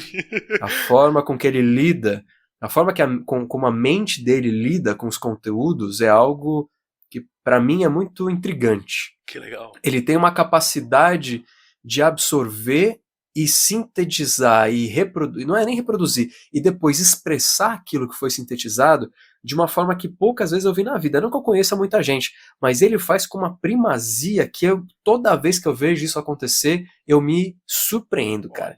O cara ouviu uma vez a parada e ele já reproduz do jeito dele, incluindo conteúdos dele, sem deixar o bagulho original. Eu acho isso impressionante. Na época isso não estava tão claro, eu só sabia que era uma figura inteligente, que sabia de um monte de coisa. Na época era isso, e a gente tinha proximidade, porque a gente se conheceu na escola iniciática lá que eu comentei. E falei pra ele meus planos e ele topou na hora, ele nem pensou. Falei, vambora, vamos fazer. E aí cada um pesquisou do seu jeito o que seria um início de roteiro, e depois a gente foi vendo, vamos falar disso, depois a gente fala disso. A gente começou até por templos e tal, mas eu sempre quis colocar mitologia. Pô, a gente tá falando de templo, tá falando de história, eu quero falar de mitologia especificamente. E aí comecei a escrever os roteiros de mitologia, tanto que vocês forem lá pra trás do canal, tem um monte de coisa, tem mitologia até australiana, tem mitologia de tudo que é tipo, né? Que doido. Porque o canal, o impulso principal dele era me dar gás, me cobrar estudar. Não era necessariamente passar o conteúdo, isso era uma consequência. Era, eu preciso estudar para montar o vídeo. Sim. Eu sei Então, exatamente o vamos que é atrás, isso. então. Muito bom, Boa. tá? Faz todo sentido pra mim também. Aham. Não, conta, você também fez isso? Não, porque o Páginas Abertas, né, que é um outro quadro do Diário Mágico, que são as lives, né, são temáticas, e sim, ao invés de ter convidados, sou eu falando sobre um tema específico, e eu recebo relatos das pessoas sobre aqueles temas, então as pessoas vão mandando, né, parte da experiência delas, e eu vou construindo o roteiro, mas para construir esse roteiro, eu tenho, assim, toda a consulta bibliográfica, tanto das coisas que eu já li, quanto das coisas que estão em andamento, então muitas vezes eu decido os temas em cima daquilo que faz sentido para mim. E essa construção, ela é trabalhosa, mas ela é muito gratificante, de você saber que tem outras pessoas que vão estar ali aprendendo, que vão estar acompanhando, que vão estar colaborando com os relatos delas, né? Então, é um puta motivador de estudo mesmo, assim. Isso é muito legal mesmo, faz sentido para mim. E é isso. Foi com esse intuito. Ele se transforma em outra coisa, né? Ele virou um organismo vivo, quase, Sim. né? Porque talvez as redes sociais, quando você trabalha desse jeito, Aham. com redes sociais profissionalmente, eu acho que acaba tendo uma espécie de vida própria. Claro que vai ter sempre a tua diretriz, para onde o que você quer fazer, o que você não quer fazer, eu acho que isso vai também. Mas acaba entrando ali, por exemplo, a gente fez um roteiro sobre o Mahabharata, né? Que é o épico da Índia, que é gigante, onde tem o Bhagavad Gita ali no meio, né? Mas a gente fez sobre o Mahabharata. Aí a gente começou a entender que o nosso público, já na época, isso deve ter sido 2017, talvez, as pessoas elas não gostam, no nosso canal, de assistir parte 2, parte 3, parte 4. Não rola, não funciona. Então a gente tem que começar a condensar o conteúdo. Um conteúdo gigante vai ter que caber em um vídeo. Aí começou a sair vídeo de 50, 1 hora, 50 minutos, 1 hora. Aí, puta, não vem tudo. Sim. Aí aparece o TikTok no meio do caminho. Vídeo de 10 segundos. Nossa. Cara, como que a gente se adapta? A gente gosta, tanto o Léo quanto eu, a gente gosta de falar, a gente gosta de estudar, de contar pormenores. Vocês estão vendo aqui, né? Não sei se tá cansativo, espero que não esteja muito cansativo. Tá maravilhoso. Mas, então tá. Mas, assim, as pessoas muitas vezes não. Aí, beleza, vem a pandemia, aí as pessoas voltam a consumir conteúdos grandes, né? A gente tem lá os podcasts que bombaram na pandemia, podcast principalmente no YouTube, eu tô dizendo, né? Podcast já é bem antes disso. Mas no YouTube, aquele formato meio flow, tal, essas coisas, tem um boom, mas depois as pessoas, não sei, então como fazer um conteúdo de qualidade, sabe? Então acaba ganhando vida própria por um lado, mas tem a gente no meio que também tem uma vida relativamente própria, né? Então para onde a gente vai? Já não é mais aquela coisa de eu tenho o canal para estudar, eu tenho o canal agora para trocar muitas vezes, né? Sim. Seja com um entrevistado, seja com o Léo, seja com os meus próprios conteúdos.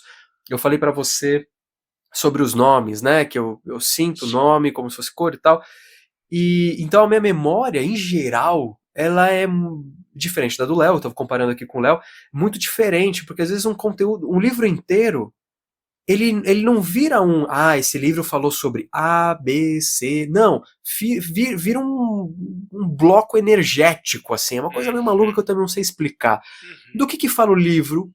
É um livro incrível, mas do que fala? Cara, fala de psicologia. Não, sim. Mano, legal, mas e aí? Não, e aí é isso.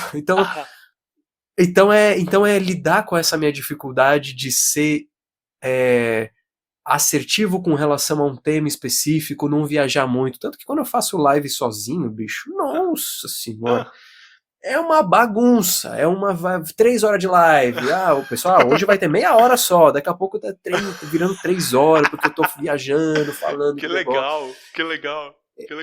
Então, hoje, mais do que uma obrigação para eu estudar, uma coisa interessante aconteceu que eu consegui encontrar um jeito de estudar sem precisar da cobrança do canal. Não que isso fosse extremamente necessário no passado, mas era algo importante. Sim. Hoje eu tenho a minha rotina de fazer as coisas. Sim. E aí aí o canal vira viagens, então a gente vai para a Índia, vai para o Egito, provavelmente vamos para o Peru, vamos para os Estados Unidos, lá para Salem, aí a gente faz os rituais da roda do ano, então a gente comemora como se fosse uma imersão. Então a gente tem meditação guiada, a gente tem incorporação, a gente tem um monte de coisa para comemorar as entradas das estações e os picos das estações. Então a gente tem isso também de forma anual, né? A gente tem os apoios, a gente tem um monte de, e a gente nos apoios a gente faz várias coisas, né? A gente faz um trabalho de imaginação ativa todo mês, que muda de ano a ano, né? A gente já trabalhou com interpretação de sonhos, já trabalhou com jornada do herói, já trabalhou com interpretação de conto de fada, o Léo agora tá tirando tarô ali, então a gente foi expandindo para coisas que a gente de fato gostava de fazer, não só de preciso estudar. Não, eu quero entregar algumas coisas que para mim são muito importantes, sabe? São caras dentro de mim, assim, e eu quero... Então a gente tá meio nesse caminho, assim, de entregar coisas que pra gente são importantes, sabe? E Bruno, você consegue perceber, assim, você... Uma pergunta que eu acho que, né, é porque faz muito sentido pra mim, assim. Você consegue perceber que quando o canal ele se torna uma coisa muito maior do que a perspectiva do Léo e do Bruno e se torna uma plataforma de expressão da espiritualidade, assim? Não sei se...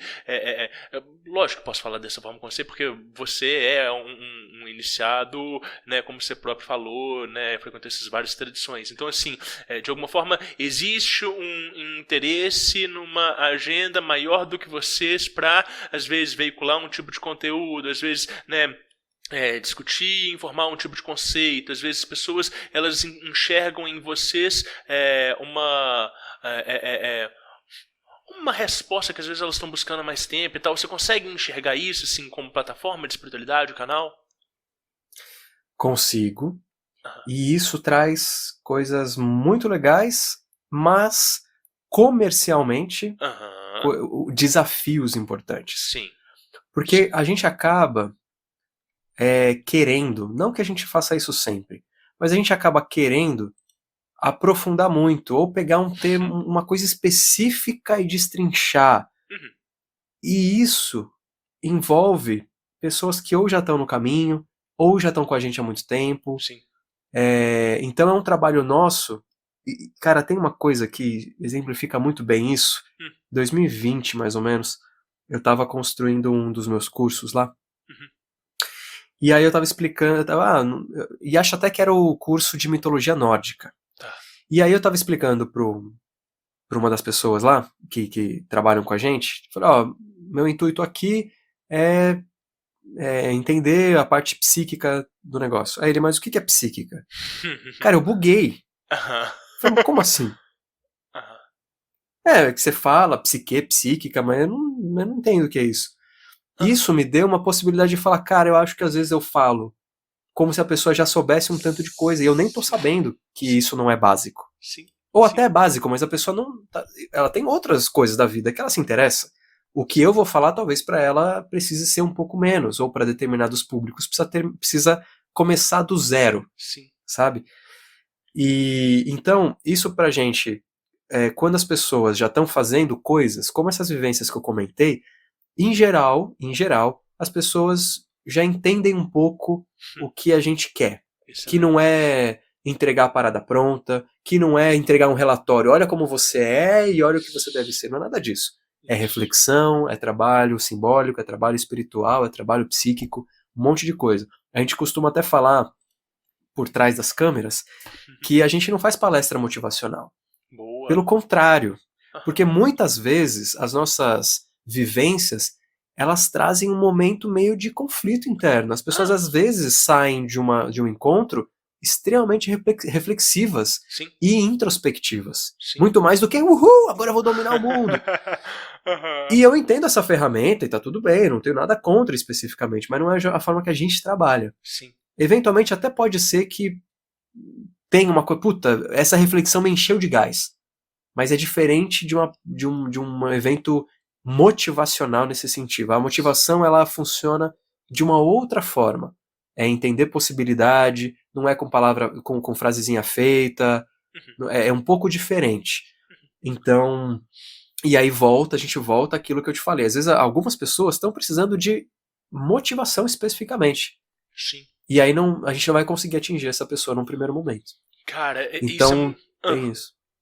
é, Não, é isso. isso é muito legal, ô Bruno, porque eu percebo a mesma coisa aqui, assim, eu não tenho, assim, as pessoas falam assim, Rodrigo, você tem uma capacidade didática boa, e eu percebo isso, né, mas eu nunca tive, assim, essa vontade de conseguir comunicar para o público básico, né, não porque, o meu conteúdo, ele né, mais especial e tal, mas porque eu percebia justamente isso que você está trazendo, assim, de que muitas vezes eu estava falando alguns conceitos ou partindo da premissa que as pessoas tinham certas referências que não tinham, e aí tentar conceituar e estabelecer, né, essas referências era algo que às vezes era dificultoso. Então eu percebo às vezes que as pessoas que chegam, elas já têm assim uma bagagem prévia, ou então elas identificam com um paradigma que eu trato, que é justamente, né, esse paradigma energético,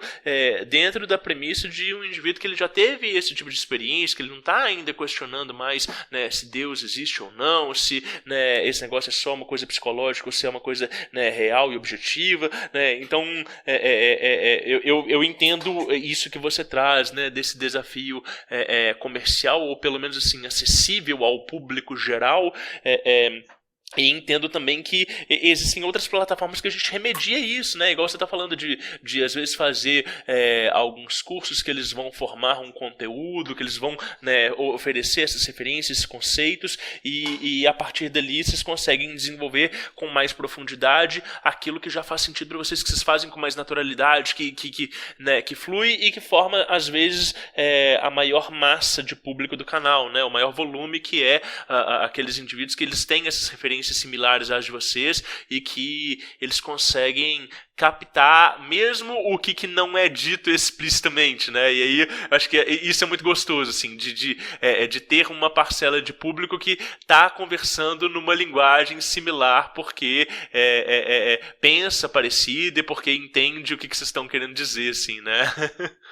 Sim, total. Mas é um desafio nosso tentar atingir mais gente. Tá. Atingir essas pessoas que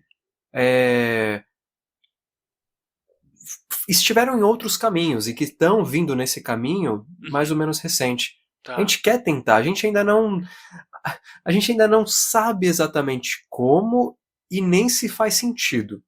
Mas é uma coisa que hoje, me perguntando hoje, é algo que a gente quer tentar explorar, sim. Sabe? Tentar falar de um jeito e tal, e ver o que acontece. Sim. Eu acho que é uma coisa que está em construção enquanto a gente fala, inclusive, sabe? Atingir as duas pessoas, aqueles que estão já há um tempo fazendo algumas coisas, como os exemplos que você deu, e outros que estão sentindo o cheirinho agora.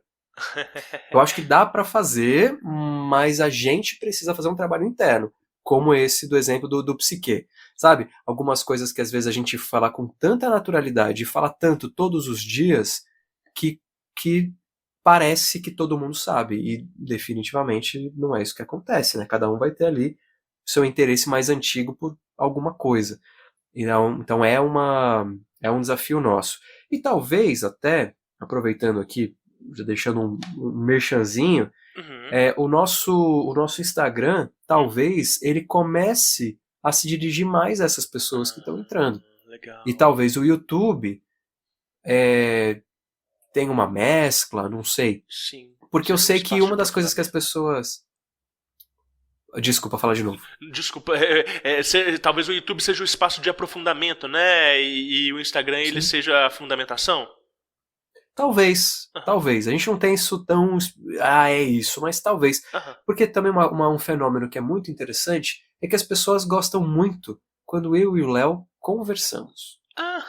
A gente não tá passando conteúdo específico nenhum. Sim. Vamos falar sobre tal coisa, ou sobre outra coisa.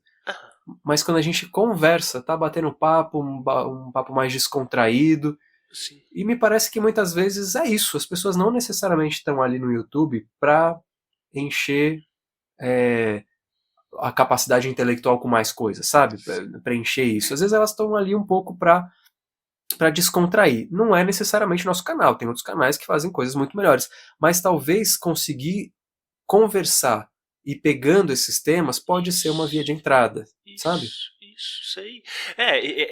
O público de vocês é um público muito gostoso. Né, eu falo isso porque né, quando eu estive lá, recentemente a gente foi conversar sobre sigilo e tudo e tal, e aí você vai conversando e você vai vendo o chat, né? E assim, os apontamentos das pessoas, o interesse delas, né? E você vê que são pessoas que elas não estão ali única e exclusivamente para ficar coletando conhecimento naquele sentido ávido de tipo, eu preciso saber, né? Elas estão participando, é um diálogo, Verdade. é uma construção coletiva, não é uma coisa, né? Não é uma palestra, não é uma coisa engessada. E eu acho que né, a gente estava falando, né, mais cedo em off, né, sobre memória, que é mais emocional, um aprendizado emocional. Eu acho que às vezes nesse espaço desse ocultismo que às vezes se pretende ser muito erudito, falta, né, isso que eu chamo de lubrificação, né, essa parte emocional que ela é mais interativa e que ela oferece um ambiente de troca que às vezes é muito mais rico do que aquelas pessoas que às vezes despejam informações, né, de uma forma assim muito com um volume assim muito grande, né? Então esse diálogo, essa conversa, eu acho que ela torna tudo muito mais interessante. Exatamente. E tem uma... Eu concordo. Eu concordo bastante. Eventualmente acontece algo que eu fico até confuso. Porque eventualmente vai gente lá, que a gente chama, né, vários tipos de pessoa. Vai gente lá que faz exatamente o que você está falando, né? Aliás, o oposto. Ou seja, a gente faz uma pergunta e aí a pessoa fica 2 horas ininterrupta falando, né? Trazendo conteúdo, data e não sei o quê. E a galera, de alguma maneira, também engaja. O que me traz uma confusão mental. Quer dizer, ou as pessoas gostam do que a gente traz e ponto, mas a gente sabe que não é exatamente assim. Tem coisas que as pessoas não curtem. Mas, de alguma maneira, as pessoas gostam da troca, mas também gostam de sentar e ouvir. Mas aí depende do que é. Que legal. Quer ver uma coisa interessante, cara? Que não é exatamente a nossa praia absoluta. A gente tem o conhecimento, mas não é exatamente a nossa praia. Mas que as pessoas gostam demais é falar de demônio. Caralho. As pessoas se regozijam em falar de demônio, cara. Impressionante. Sim. Que bizarro. E a gente quer falar de várias coisas, né? Mas isso especial, quer que a live tenha sucesso, vamos falar de demônio. Me intriga um pouco. Sim, é estranho de fato. Mas que doido, cara, que legal. Bruno, e aí sobre as coisas das viagens, né, você falou que vocês têm, né, já tiveram viagem para a Índia, para o Egito, que vocês estão, né, planejando aí agora, né, teve pro Machu Picchu e tal. Quando começou isso, sim? Como é que foi essa experiência de, tipo, tá indo para outros lugares com o CDH, com os ouvintes, com o Léo ali, né? O que mudou? Porque deixa de ser uma coisa meio virtual e passa a ser mais palpável, né? A gente sente a parada materializando um pouco, né? Total. A ideia existiu desde que o canal existe, a gente já falava, vamos começar a viajar, tal, não sei o quê, imagina, não tinha nem começado os vídeos ainda. Então essa ideia sempre foi uma semente, a gente estava esperando, sei lá, a vida, não sei o que a gente estava esperando na real. Até que em 2017, o Roberto, cara, gente boa demais, acessou os nossos vídeos sobre hinduísmo, se interessou, mandou mensagem pra gente falando, tem uma proposta que eu queria fazer com vocês, vi os vídeos e tal, queria saber se rola a gente bater um papo. Marcamos um papo, não conhecíamos o cara, então fomos com todo o pé atrás possível. Sim. E ele falou, quero ir pra Índia, eu na verdade já vou pra Índia, eu moro 6 meses lá, 6 meses cá, vou com grupos assim, assado, e gostaria de saber se vocês não querem também fazer um trabalho em conjunto. Que legal. E a gente viu um desejo nosso começar a se desenhar, só que a gente não conhecia o Roberto. Então, a gente deixou ele na geladeira um pouquinho, assim, sabe?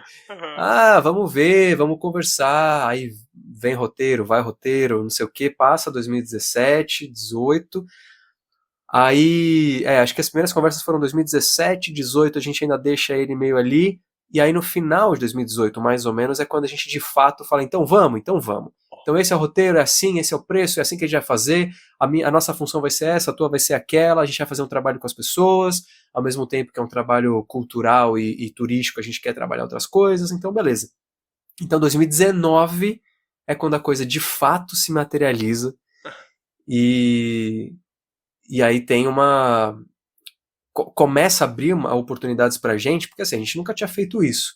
O Léo já tinha coordenado grupos de excursão e tal, mas viajar para fora do país com uma galera que a gente não conhece, falando sobre espiritualidade e tal, foi isso. Foi em 2019 e 2020 já era para ter outra e a gente conseguiu já fechar Egito para 2020 Que legal. e tal, e aí veio, a gente sabe, não foi colocado em prática por conta da pandemia, Sim. todo mundo seguro em casa, Sim. e aí a gente retomou em 2022, quando a gente foi finalmente pro Egito, e a gente voltou a falar com o Roberto para fazer, então 2024 a gente vai para a Índia em outubro, Olha. e Egito a ideia é fazer todo ano, então a gente foi em junho de 2022, a gente foi em, acho que maio de 2023, vamos em novembro de 2023, né, na época de gravação desse episódio aqui, a gente ainda não chegou nesse momento, mas vamos em novembro de 2023, vamos no início de 2024 de novo, em abril, Aham. e a ideia é ter pelo menos Egito todo ano. Aí Índia, vamos também ter várias, a gente não sabe se todo ano ou ano sim, ano não, mas 2024 a gente vai em outubro. Peru, a gente ainda está estudando algumas definições, mas provavelmente a gente vai finalzinho de maio e junho de 2024. E vamos para Salem também, no Halloween de 2024, Caraca. que é a cidade das bruxas, lá em Massachusetts, nos Estados Unidos. Que doideira. A gente vai... muito bom. A gente vai com o Claudinei Prieto, que Olha é só. o magão bruxo aí que a gente tem, brasileiro, autor de várias publicações, é quem faz toda a organização da Mystic Fair, seja em São Paulo e nos outros estados, nas outras cidades.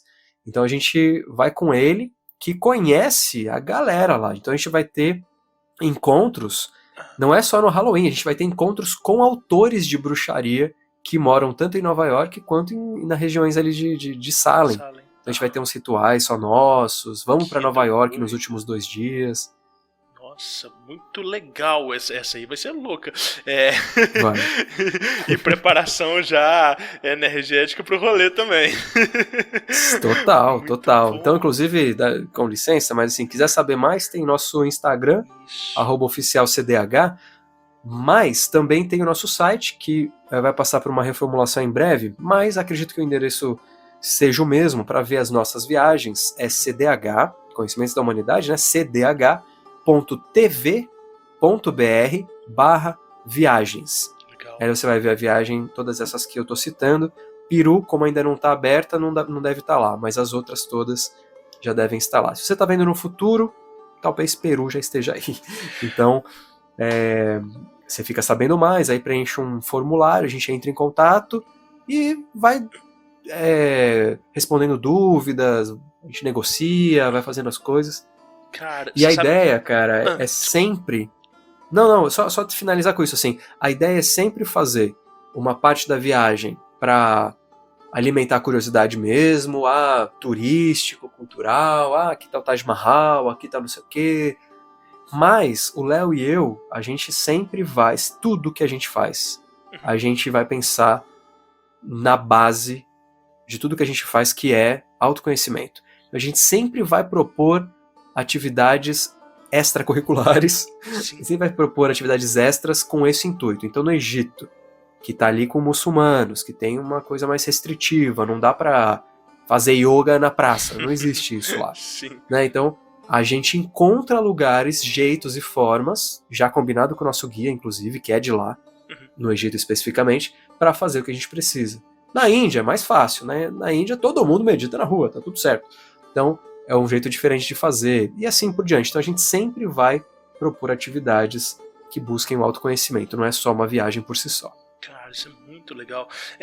Você sabe que eu tava eu tava dando um curso de Reiki Karuna recentemente, e aí uma das pessoas que tava fazendo o curso chegou e falou assim: ela me trouxe uma pena, acho que de gavião, da viagem do Egito com você. Você fala, nossa, que legal, e tal, Nossa. me deu, né, o Vitor, um abraço pro Vitor. Aí eu postei, assim, foto do curso, e aí um outro amigo, né, o Dominique, falou assim: eu conheci o Vitor na viagem pro Egito com CDH e tal, e eu falei, nossa, que legal, tipo, o público da galera é grande e eles se comunicam, assim, saca, e ele identificou o Vitor ali e falou assim, nossa, que massa, essa viagem foi muito legal e tal.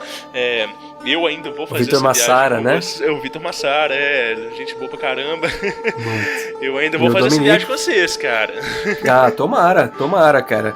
Véi, a gente vai todo ano, vamos conversar, vamos fazer isso acontecer, sim. Sim. Maravilhoso. Bom, Bruno, vamos falar sobre Diário Mágico? Vamos, bora. Bora, sensacional.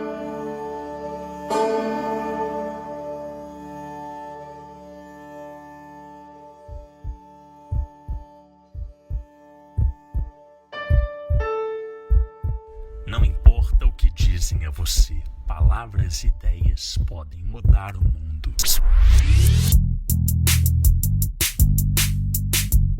Diário Mágico. Cara, me conta, você faz anotações sistemáticas? Isso é de mais tempo? Você já tinha diário ou não? Ou começou por causa da prática mágica? Como é que é essa prática, essa atividade aí na sua vida?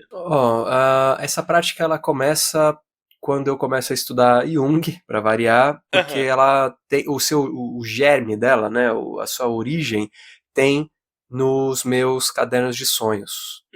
Então, a primeira escrita sistemática que eu faço, que realmente levo a sério, é lá nos idos de 2006, 2007, por aí, 6, acho que 6, com meus cadernos de sonhos. Então, toda noite anotava alguma coisa no meu caderno de sonhos, inclusive se eu não lembrasse dos sonhos. Então eu anotava alguma coisa, anotava, acordei desse jeito, não lembro dos sonhos, botava a data ali, próximo dia. Isso ajudou bastante. E é muito louco porque ter um caderno dos sonhos alimenta a lembrança, né? Ele ajuda na lembrança, então é quase que uma retroalimentação ali. É muito louco. E aí, eu tive diversas temporadas, de ter um diário, não ter um diário. Aí fora o caderno dos sonhos, né, de ter um trabalho mais sistemático de anotar, sei lá, minhas atividades, meus exercícios, ou mesmo meu dia como um todo. Isso foi, voltou, tinha prática, deixava de ter, parava de fazer sentido, ou parava de ser importante. Importante nunca deixou de ser, mas sabe aquela coisa, prioridade? Puta, não deu, aí não deu no outro dia seguinte, aí agora, foi, aí já não faço mais. Hoje, eu faço sistematicamente todo dia e espero que não perca o valor, porque eu vejo a diferença que faz, cara, como um todo. Seja na atenção, seja na própria recordação dos sonhos. Ter diário ajuda na lembrança dos sonhos, pelo menos aconteceu comigo. Entre outras coisas. Então, hoje eu não necessariamente tenho um diário de experiências místicas. Eu até uso o mesmo diário, porque as experiências místicas que eu faço hoje, nem tá certo isso que eu vou falar, mas é quase como se já fosse tão ritualístico que eu descrevo no diário diferenças que eu senti, sabe assim? Sei. Tipo, dessa vez foi assim, dessa vez foi assado, o dia tá desse jeito, tô mais triste, tô mais feliz e tal. Mas no diário como um todo, cara, eu busco as coisas. Eu ficava muito em dúvida no começo, o que colocar no diário? Eu coloco de hora em hora, eu escrevo no dia seguinte o que aconteceu no dia anterior, ou no dia seguinte eu só escrevo o que aconteceu no dia seguinte? Como é que se estrutura? E eu fui fazendo, e desculpa deu da palavra, mas enfim, foi no foda-se, eu vou fazer do jeito que fizer sentido. E como é que você foi estruturando? Como é que é a prática hoje? Você escreve no dia seguinte, você escreve no mesmo dia? Como é que é isso? Tudo. Tem vezes que eu faço no dia seguinte, tem vezes que eu faço no mesmo dia. Então, eu acordo, primeiro eu faço algumas práticas de mantras e tal, para entrar numa vibração que eu quero. Legal. E aí, enquanto eu tô fazendo isso, eu já pego o diário. Então vamos supor que se eu fosse começar hoje, esquece que ontem existiu. Sim. Então eu já falo, hoje, como é que eu tô me sentindo, procuro colocar um pouco do tempo, como é que tá o clima, puta, hoje tá meio chuvoso, tá parecendo que, sei lá, vai esfriar, alguma coisa assim. E se já aconteceu alguma coisa nesse meio tempo, eu já coloco alguma coisa que tenha sido marcante. Puta, lembrei do sonho e anotei no meu caderno dos sonhos. Então eu faço referência a outros cadernos que eu tenho, né? Na reunião que teve mais cedo, discuti tal coisa, então tô meio chateado por esse motivo. E aí, ao longo do dia, eu vou anotando mais de uma vez. Então, é à tarde. Aí, sei lá, eu busquei minha filha, e minha filha hoje tá animada com a escola e veio me contando tal coisa. Pô, pra mim isso é importante. Aí falo, pô, a Aurora hoje tava mais feliz, e foi legal, foi bom o dia dela, sei lá, alguma coisa assim. E no final do dia eu volto. Puta, no decorrer do dia eu briguei com a minha esposa por uma coisa besta, tal coisa, poxa, eu não queria estar assim e tal. Aí eu deixo. Se no dia seguinte eu lembrar que aconteceu mais alguma coisa no dia anterior, mas eu já estava na cama, eu não ia pegar o diário para anotar uma coisa. Mas se for importante, eu faço um adendo no dia anterior. Eu não, porque antes o que eu fazia? Eu anotava no dia seguinte algumas coisas que aconteceram no dia anterior. Mas na prática, para mim não funciona. Porque aí eu quero saber o que aconteceu naquele dia. Aí eu tô lendo do dia anterior, aí eu ficava meio confuso. Aí eu decidi que não faz sentido. Então eu anoto no dia anterior mesmo. Tipo, no fim do dia, sei lá, eu dormi mal, não sei. Aí eu anoto qualquer coisa, né, que eu precisar. Sim. Então, a minha sistematização é meio isso. Tento contar com comemorações minhas, sabe? Puta, consegui fazer aquele exercício que eu tava querendo fazer há um tempão, comecei a fazer, agora vai! Sabe assim? Sim, legal. Então eu tento fazer esse tipo de coisa, cara. E aí é todo dia. Se um dia é que não teve dia que falhou, mas assim, quando vai chegando a noite eu não fiz nada, eu começo a me sentir, cara, tem umas coisas que eu quero colocar. Final de semana, principalmente final de semana que tem evento do canal e tal, é um dia que eu pego uma vez só, por exemplo. Mas se eu não pego, eu sinto aquela coisa, puta, faltou aqui, tem um buraco. Sim. Nossa, que legal. E essa prática, ela vai ajudando a gente a organizar psiquicamente mesmo, né? Eu não sei se esse é o termo que você usaria, sim. Mas eu tenho essa impressão de que escrever dá essa possibilidade de ordenar os nossos fluxos, né? Eu costumo anotar muitas expectativas do dia, né? Então, o que eu preciso fazer, como é que as coisas vão ser feitas e tudo. Mas e aí, Bruno, isso tudo é anotado à mão, assim, ou você usa algum tipo de aplicativo? Como é que é? Vamos lá. Você falou das expectativas, né? Dessa expectativa tem um outro caderninho. Mas então, eu tenho um caderno específico que eu anoto a caneta mesmo, papel, para fazer o diário. Aí eu tenho também um outro caderno, também a caneta, inclusive uma outra caneta para fazer o caderno dos sonhos. Tem um outro caderno para fazer expectativas do dia específicas, né, de tarefa. Puta, isso aqui eu tenho que fazer, tá, não sei o que. Então é um outro caderninho. E tenho, que acaba sendo de forma sistemática, os relatórios dos analisandos. Então, eu faço o relatório da sessão enquanto a sessão está rolando. E isso já é combinado com todos eles. Na primeira sessão eu já falo, eu vou... E é tudo pelo computador, né? Eu atendo online hoje. Então assim, tô olhando para cá, eu vou eventualmente olhar para o lado, porque eu vou escrever algumas coisas, pensamentos, trocas e tal. E até agora, a princípio, nunca teve problema. Até tinha uma pessoa que brincava. Anota isso aí que é importante. Eu achava legal. Esse especificamente é digital. Tá. Esse eu fazia inicialmente à mão, mas é absurdo, não dá. Meu pulso não aguenta. E às vezes são reflexões ao mesmo tempo que a pessoa está trazendo coisa, então eu preciso digitar. Eu digito, e aí sempre na sessão posterior, na sessão seguinte, eu retomo a sessão anterior, o que foi feito, o que foi falado, aí às vezes corrijo alguma coisa, crio novos pensamentos, tipo, eu leio e falo, puta, não pensei nisso.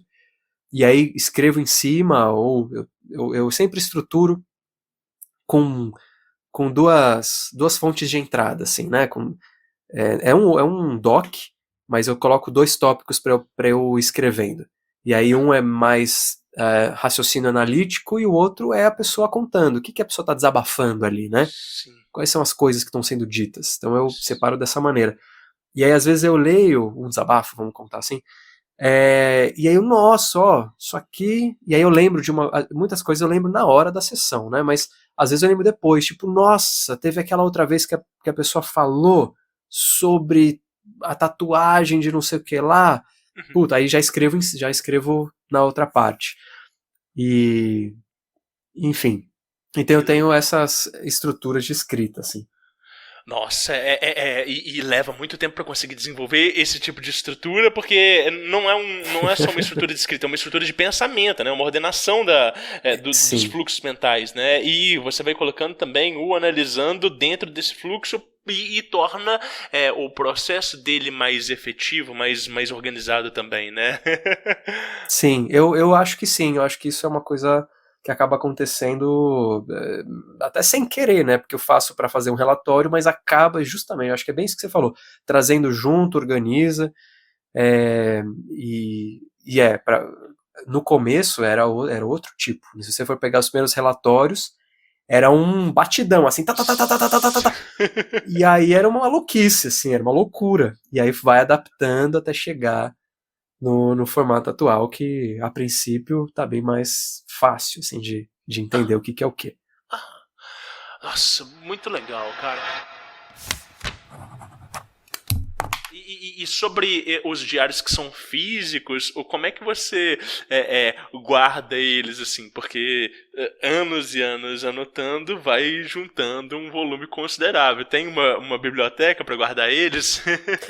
Tem um espacinho junto com minha biblioteca de livros ali, né? Uhum. Tem um cantinho específico ali que ficam algumas coisas mais pessoais, mais de anotação. Então eles ficam num cantinho específico. Não chego a esconder assim, super, né? Mas fica num cantinho ali. Eu queria comentar também, eu tenho uma outra rotina também de escrita que é para projetos novos, sabe? Tipo, nossa, tô com uma ideia de um workshop, mas não tenho ideia ainda como que vai se desenvolver. Então eu tenho um caderno, cara, e eu gosto muito disso. Aí eu falo, puto, quero falar disso aqui. Vou começar como? Vou começar desse... E aí eu vou escrevendo, sabe, cada coisa. Puta, não, isso aqui não faz sentido, isso aqui vem antes, isso aqui corta, nada a ver. Aí eu apresento pra alguém. Aí eu espero crítica, né? Eu espero mesmo. Fala, eu quero saber se tá coeso. Olha, mas nessa aqui não, beleza. Aí muda de página, dá um título, escreve de novo, então... Que legal, tá? Mas aí você escreve ele, tem alguma metodologia específica ou você vai anotando o projeto e tudo? Cara, boa pergunta. Eu acho que, em geral, sem perceber, eu uso o seguinte método. Eu faço bullets primeiro, com tudo que tá me vindo para montar esse projeto novo. Eu quero fazer isso, quero falar sobre isso, quero fazer essa prática e esse exercício. Aí eu mudo de página. Aí eu pego o primeiro tópico da lista e falo, aqui eu vou fazer tal coisa, tal, aqui eu vou fazer isso, aquilo. E depois eu monto uma linha temporal. Primeiro vem esse, agora, eu vou tentando construir. E aí eu apresento. Aí às vezes não faz sentido, e aí eu corto ou eu substituo. Então sim, tem essa listagem e depois um aprofundamento, e depois volta para uma listagem mais cronológica, sabe? Sim. Cara, a coisa da gente escrever os roteiros para as lives desenvolve toda uma habilidade que normalmente a gente não desenvolveria no dia a dia e que é muito útil, a gente nem percebe, né? Porque é o entendimento de conseguir sintetizar uma informação que às vezes ela é complexa, pensando já num público que vai acessar aquilo dali, que a gente precisa de, né, contextualizar. Então, desenvolve assim, algumas habilidades de comunicação, de síntese, de, né, expressão. Eu tenho muito essa pira assim, de observar quais atividades que a gente faz, que a gente se engaja no dia a dia e como que aquilo dali vai desenvolvendo novas faculdades, novos entendimentos de mundo, né, e como que a gente pode, às vezes, apresentar para outras pessoas para que elas possam desenvolver habilidades similares, ou como que a gente, né, a gente pensa, né, de uma forma uma metalinguagem, ou aprendizado de novas habilidades, né? Então essa coisa do que o desenvolvimento do roteiro traz para o indivíduo, essa coisa que você ter que utilizar equipamentos de gravação sonora e audiovisual te traz como percepção estética, percepção auditiva, né, visual. Então, são várias coisinhas pequenininhas no nosso dia a dia que elas vão sendo desenvolvidas a partir do hábito, né? Eu piro muito nisso. Não, muito, muito. E ainda tem, outro dia eu tava me sentindo até um adolescente de novo, né? Porque eu ganhei uma cartinha específica ali de uma discussão que tava rolando e, cara, não deu outra. Eu escrevi no meu diário que eu ganhei uma cartinha e anexei a cartinha ali no meio. Botei um clips ali e foi, sabe? Então, e colocando pra ter... Porque uma das coisas, não só a organização, você falou muito bem, né? Acho que você já deve ter falado bastante aí de vários benefícios e do que pode ajudar um diário. E tem uma coisa específica que eu acho muito foda, é você poder revisitar o seu passado de uma forma orgânica, sabe? Puta, deixa eu voltar aqui, deixa eu ver. Sabe, eu não sei se digitalmente as pessoas fariam isso, ou em áudio, mas simplesmente pegar o caderno, dar uma folhada e parar numa página, dar uma lida e reviver aquilo, Sim. Eu acho de uma riqueza muito foda, sabe? Sim. Sim, é um patrimônio que a gente só consegue valorizar quando passa um tempo, né? É um investimento, né? Eu falo isso, que o diário, ele é uma escrita alternativa da nossa história, porque a nossa memória, quando a gente pensar, né, e olhar para trás, ela vai estar contaminada pela nossa experiência presente. E aí é a escrita alternativa porque ela é mais fiel do que a memória, e no entanto ela está cheia de subjetividades, ela está cheia da experiência do momento que está sendo escrito, mas é um investimento que ele a gente fica tão orgulhoso, ainda que a gente não fique orgulhoso daquela fase da nossa vida, da forma como a gente conduziu as coisas, etc e tal, a gente fica orgulhoso de ter instituído esse hábito e de estar dando continuidade para ele e de ter um patrimônio que é a coisa mais íntima que se pode ter, que é, opa, eu me dediquei à minha história, eu me dediquei à minha memória, eu me dediquei à minha vida, né? Então, eu acho que é inclusive uma forma de desenvolvimento de poder pessoal, né? No sentido de você estar fazendo um investimento, né, do seu tempo, da sua energia, diariamente sobre si, sobre o mundo ao seu redor, né, e tá se preocupando em como tornar aquela experiência algo consagrado mesmo, né? Então eu acho que é isso, assim, a gente olha pra trás e a gente fala assim, putz, que legal, que bom que eu tô fazendo essa atividade, isso aqui me traz muito orgulho. Nossa, totalmente, muito bem colocado, acho que é isso. Pra gente terminar, cara, pra quem tá nos ouvindo aqui agora, que tipo de conselho você daria, né, pra quem tá ouvindo Diário Mágico, pra quem tá começando na magia, ou pra quem já tá há algum tempo dentro da magia e tá acompanhando ali, né, o CDH e tudo, o que você tem para dizer acerca desse universo de magia e de espiritualidade? Dá um conselho final. Eita, que responsabilidade. Sim. Eu acho que o principal, a principal, eu vou dizer ferramenta, que eu aprendi e que é muito difícil levar isso a sério, vai parecer muito clichê. Eu já vou falar e vou explicar. É o se questionar. Puta, clichêzaço e tal, mas eu quero explicar um pouco mais, tentando ser breve, coisa que dificilmente eu consigo, mas eu prometo eu vou tentar. Esse questionamento que eu quero falar é sobre a possibilidade de, eventualmente, você perceber que existem formas de você fazer o que você faz de uma, né, diferente. Mas para além disso, alguns hábitos, alguns vícios, algumas coisas que você faz estão ancorados em questões que já não fazem mais sentido, que são antiquados, de traumas do passado, usando a psicologia, né, complexos que já deveriam ter sido desenvolvidos e integrados e reconhecidos. E essa ferramenta me foi muito útil porque quando você se questiona, duas coisas acontecem. A primeira é que, sim, se você se questionar o tempo todo, você pode ficar meio inseguro, porque, puta, será que é isso mesmo, tal, não sei o quê. Mas, por outro lado, te dá a liberdade de não precisar responder a um antigo padrão que já não traz mais nada de bom e só coisa ruim. Toma as mesmas atitudes, as mesmas decisões, tudo baseado em coisa velha, em coisa que deveria, né, já ter sido resolvida. Inclusive a forma com que você se relaciona com as pessoas, muitas vezes tão presas nisso, né? Se você é mais grosseiro, ou pelo contrário, se você é acolhedor demais, o que isso está falando sobre você?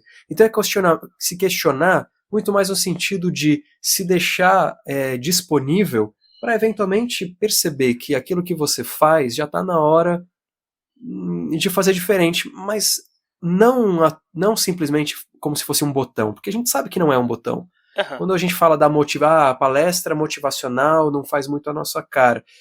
Então o que eu estou falando é se dar a oportunidade de refletir sobre as coisas que você está fazendo. E, já pegando então isso tudo, essa parte final, o diário ajuda muito nisso, porque te coloca, de alguma maneira, no papel. E você tem a possibilidade de olhar aquilo que você escreveu com uma perspectiva tal que você, puta, aqui eu não estou sendo, né, muito isso ou muito aquilo. E então é isso, cara. Eu acho que buscar coerência. Desenvolver isso, porque eu concordo absolutamente com você em todos os sentidos, mas com certeza você já deve ter se deparado com a pessoa que ela tem um raciocínio cínico, que assim, ela acha que ela se questiona, ela tá tentando, ela tá de alguma forma executando as tarefas, mas você vê que não chegou num raciocínio analítico. Às vezes ela tá num papel de vitimismo, às vezes ela tá o tempo todo tornando as experiências dela parciais, ela não consegue assumir as responsabilidades. E eu sempre fico na dúvida de como fazer essa transição, porque aí, né, de terapeuta para terapeuta, lógico que a gente tem habilidades completamente diferentes e objetivos completamente diferentes dentro da nossa prática profissional, mas do ponto de, às vezes isso me frustra e eu fico pensando, cara, como que eu posso oferecer uma ferramenta, uma oportunidade para essa pessoa cair em si? Eventualmente acontece naturalmente, mas existe algum tipo de ferramental que a gente possa empregar para que o indivíduo ele possa cair em si mesmo, tomar essa consciência de si, né? O indivíduo que está nos ouvindo agora e que de alguma forma está começando a cair a ficha dele, ele fala assim, nossa, será que eu estou sendo cínico? Nossa, será que eu estou sendo injusto comigo mesmo? Nossa, será que eu estou adulterando a minha própria percepção? Você acha que existe alguma coisa, sim, Bruno, que a pessoa possa fazer? Ou não? Ou é prática e autoanálise e eventualmente isso acontece de uma forma espontânea? Eu não sei se eu te coloquei num aperto aí, mas eu quero ouvir o que você tem para dizer sobre isso. Eu vou responder duas coisas. A primeira, não sei. A segunda... Uma forma da gente, talvez, ajudar... Então, mais do que a gente, enquanto terapeuta, ajudar quem está ouvindo a gente, e de repente a gente pode adaptar isso para nossa prática terapêutica. É refletir verdadeiramente sobre quais ganhos secundários eu estou tendo com tal atitude. E isso é muito, muito doloroso e difícil. Quando a gente está falando de um vitimismo, é algo extremamente sensível e delicado. Então, como aceitar que eu estou me colocando como vítima para ter um ganho secundário, por exemplo, chamar atenção? É muito delicado. Então, por isso que mais do que terapeuticamente, a gente pode adaptar, como eu falei, pode adaptar e ter uma ferramenta que gire em torno disso. Mas, para você que está nos ouvindo e talvez esteja se questionando, pergunte-se qual é o ganho secundário que você pode estar tendo com o comportamento que você tem hoje. Sim. Agora, espere e se liberte, né? Se disponha, essa é a palavra que eu queria achar, se disponha para te dar respostas que você não quer ouvir. E depois traz pros terapeutas.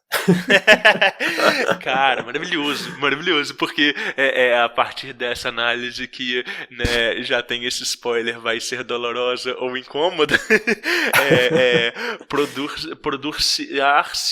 se produzirá algumas reflexões mais profundas que às vezes é o suficiente para mudar ali a perspectiva ou esse diálogo interno e tal. Nossa, muito bom.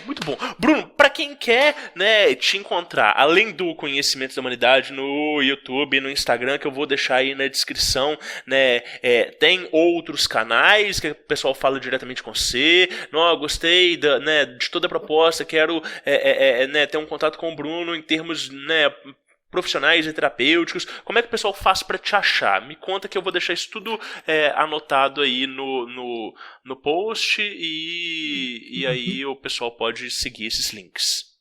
Certo. Eu acabo preferindo o contato pelo CDH, porque vai chegar em mim, direta ou indiretamente, mas chega em mim. Eu tenho meu próprio Instagram, não tem... Ele é meio mais ou menos, ele não é muito vivo. Nas postagens ali tem uns livros, tem umas fotos da minha filha, é uma coisa um pouco... Tá aberto, é só seguir, mas assim, você não vai encontrar super conteúdos lá. Eu acabo produzindo mais tanto no YouTube quanto no Instagram. No Instagram é começando meio agora, mas já tem coisa lá bacana. Aí eu acho, cara, e desculpa não ter certeza, que a gente já tá lá no TikTok, tá nesses negócios também, só que a gente não faz direto, a gente pega conteúdos do canal e do Instagram e passa para lá. Por isso que eu não sei exatamente até onde vai.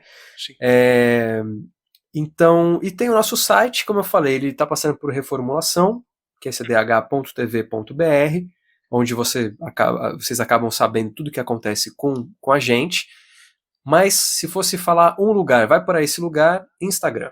E lá você sabe quando que vai ter live, quando que vai ter vídeo no canal, vai ter postagens específicas para lá, quando que vai ter viagem, como que faz para ir, onde a gente vai estar, e assim por diante. Então acho que esse é o melhor lugar. E lembrei de mais um, no Telegram.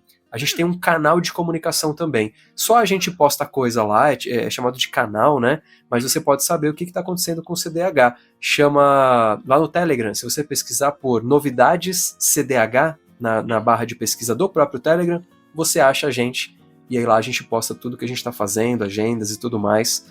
E para quem for padrinho e madrinha, né, que tem um sistema de apoio pelo Catarse, que a gente tá pensando em outras coisas também, mas isso já é um mini spoiler, a gente também tá nos grupos, encontra a gente também direto lá. Então é isso. Acho que o melhor caminho é YouTube e Instagram. Legal. Bruno, muito obrigado por esse papo maravilhoso. Foi muito legal. Que bom que você gostou, cara. Nossa, obrigado pela generosidade de compartilhar aí as histórias, o conhecimento todo. Foi muito gostoso. Bom, espero que seja útil para todos que nos ouvem. Fico feliz pelo convite. Rodrigão, muito obrigado, cara. Você faz um trabalho também muito foda. Então, valeu pelo convite e pela troca. É sempre muito gostoso mesmo. Muito gostoso. E pro pessoal que ouviu esse papo e ficou interessado, a gente também gravou já com o Léo, no episódio 12, vocês podem voltar lá e conferir, né? E é isso. Valeu, até a próxima, pessoal. Obrigado. Valeu!